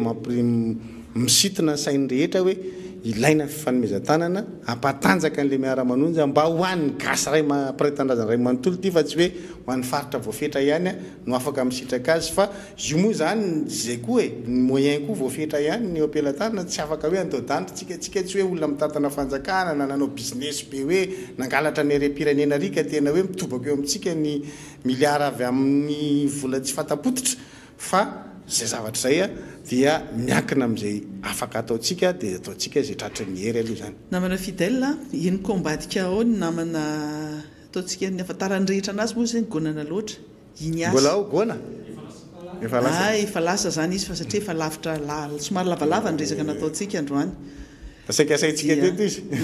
fa le izy ao anatiny satria nisy an'iny resaka tale général ny asena dia niova le izy dia tsy ny tsika koa moa zany zay mahafinaritra ty fandarana ty mampiaina atsika ny zavatra misy amin'ny fotoana iny satria raha pitsy rafaka pitsy efa mangatsitsika indray iny dia efa adin'ny olona ao anatiny any anatin'ireny gazety sy anatiny ianao manjery sy ny zao ny resaka tale général niditra ponja fa tsika eto efa miresaka tale général efa mivoaka indray zany hoe fa tsika zany efa manana longueur d'avance efa lasa aloha zany mihoatra an'ireny zavatra reny dia tsy maintsy miaina araky ny zavatra miseho ihany tsika dia isaorana ny rehetra ao anatin'izay hoe amin'le compréhension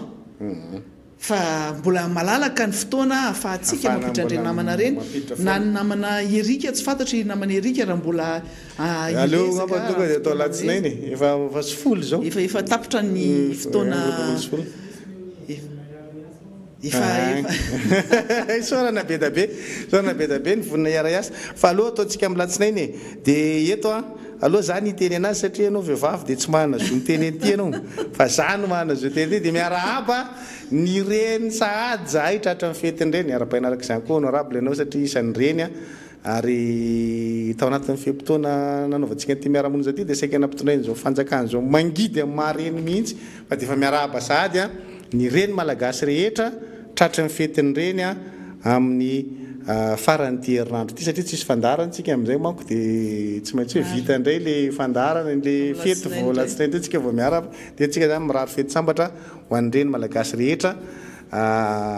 na dia ao anatin'ny fahasairana anazy ao anatin'ny ataontsika hoe fiboana dia aza dino ny mivoaka androany mividy an'le cadeau ho an'le reny fa mihiboka tsika na ny sakafo ary dia efa androany zany mila mivoaka miomana amin'izay ohatra ka adinodinonao zay zavatra zay dia ndana aloha tsirika kely indray aloha mivoaka mitolakandro mijery an'izay zavatra zay mba ahafahana manome an'izay karazana cadeau kely na zavatra kely ary na voana-tsindrana tsy maninona fa ataovy tsara fony fotsiny dia zay ny mena n'le reny voninkazo sy ny sisa amin'ny mafetin'ireny azy zay fetin'ny reny moa dia ankalazaina foana mafetin'iray tsy dia misy manao kabary mangingina raha milatsinainy vao misaotra indray amin'izay fa nazanat zany raha tena hoe reny misy mbola manana reny koa fa tsika rehetra ary tsy nitsotra zao tsika raha tsy misy azany reny zany kopakopatanana ho an'ny mama any trano any zay maheno an'izao fandarana zao any amin'ny toerana misy anazy any dia ho anatin'ny fianakaviana zay reny rehetra dia ndreny mafana fo rehetra ao anatiny ty fanoheran'ity tena misy betabe ny reny tena mafana fo tena indrindra rehefa tonga amin'ny QG anao ay madame Violette zany tsy hitanao atao nininina mihitsy zany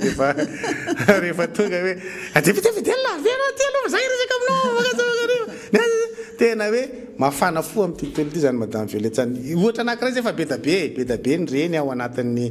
fanoherana tena mafana fo ndraikitra ihany koa amin'ity fireneny ity maro betabe arabaina tsy akanavaka na mpitondra fanjakana koa ary amin'ny première dame iny moa misy an'izay atsika foany reny satria rafitra zany arabaina satria reny ny filohan'ny teny miara-pirenena reny dia tolorantsika ny araba amin'ny fetiny reny dia engane samy anao fety sambatra daholo atsika rehetra zay araky mifafahany tsirairay le izy moa zany fa ao anatin'ny fahasarana antsika rehetra tsy voatery hoe anome fanomezana manokantsika fa fitiavana lehibe fotsiny ho an'ny ankizy zany ho an'ny zanaka dia ny hoe fahendrena zay dia efa fanomezana lehibe zay ho an'ny ray aman-dreny ho an'ny reny indrindrandrindra faly rehefa hoe endriny zanako mianatra tsara ny zanako rehefa hoe tafita amin'ny fiainana ihany koa dia zavatra efa fanomezana lehibe zay fa io moa zany hoe raha milahady dia hoe andro anankiray natokana ho an'ireny fetin'ireny fa isan'andro san'andro zany tokony tsaroana foana renireny tsy atao tsinitsiny renireny satria tsy hiaro olombelontsika raha tsy nisan'renireny mitondranao 7 volana ary misy fandarana zay any ivelany ihany indray mba mijery mba felam-boly mijery an'ireny fa manohina foky mahita an'ilay izy indraindray hoe misy tsika zany moa zany malagasy tsy dia betsaka no manana an'izay culture zay fomba hafahafa zay any ivelany ihany misy tena hoe zanaka mafoy reny enjana be tsy vitany gasy zany fa tsika hafa ty malagasy ty zany manana le sotoavina tena hafa mihitsy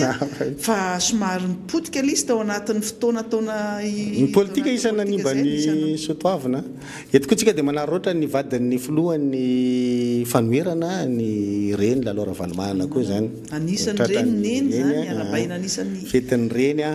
amin'ny alahady dia fa alefatsika mialoha fa io moa zany tsy maintsy mbola misy any ny afatra fo rehefa tonga le fotoana fa amin'ny fandarana izy dia entotsika zany mirary soa hotratrany zany fetin'ny reny amin'ny farany herinandro any daholo ny reny rehetrarehetra tsy akanavaka ary nasongaditsika zany reny olo reny satria olon-dehibe eto amin'ny fireneny dia apetrakitsika zany zay ngamba ny mamarana fandarantsika dia makasitraka atsika rehetra nanaraka an'izany hatramin'ny farany niova kely ny endriky ny fandarana androany no ilay vaovao izay latsaka tampoka tamin'ny maraina teo dia tsy ohatra ny fanaovanay azy isan'andro ny nanaovanay azy androany fa niova endrika mihitsy na ny teto amin'ny plateau hoe lasa tonga dia nitambatra ny tondrana n'ilay ady hevitra fa isan'andro moa zany zay mifandimby eto aiza aloha ny anankiray dia miditra le anankiray fa androany tena hoe andao vana mihitsy satria zava-dehibe mila mpiainana ny olona le izy mila hoe miaina n'le iainantsika anazy ary tena hoe ho tsapan'ny olona hoe tena raharaha-goavana mampisy tournant ny fiainam-pirenena mihitsy iny iny zavatra androany le izy mety ohatra tsy dia mbola materatsika fa raha pitsy rafaka pitsy ho hitanareo hoe isan'ny kion-dalana anankiray mampiova ny fomba fijery ny mpitatana ny raharaha-pirenena sy ny raharaha-pirenena iny zavatra ny trango iny ny dirany tale généraly tany amponja tale général ny ACM sy ny voahany tampoka avy tao dia misy dikany ngeza be mampiova ny tantara-pirenena sy ny raharaha-pirenena sy ny fanaovana politika eto amin'ny firenena sy ny fitantanana ny raharaha-mpanjakana iny zavatra ny trango iny dia makasitraka atsika rehetra any amin'izay toerana rehetrarehetra nanarahanareo fandarana samby ho tehin'Andriamanitra hotratra ny farany herinandro sambatra daholo tsika rehetrarehetra ary ifankahita indray amin'ny latsinainy amin'ny herinandro ambony ato anatin'ny fandarana miara-manonja veloma tokoa veloma daholo ara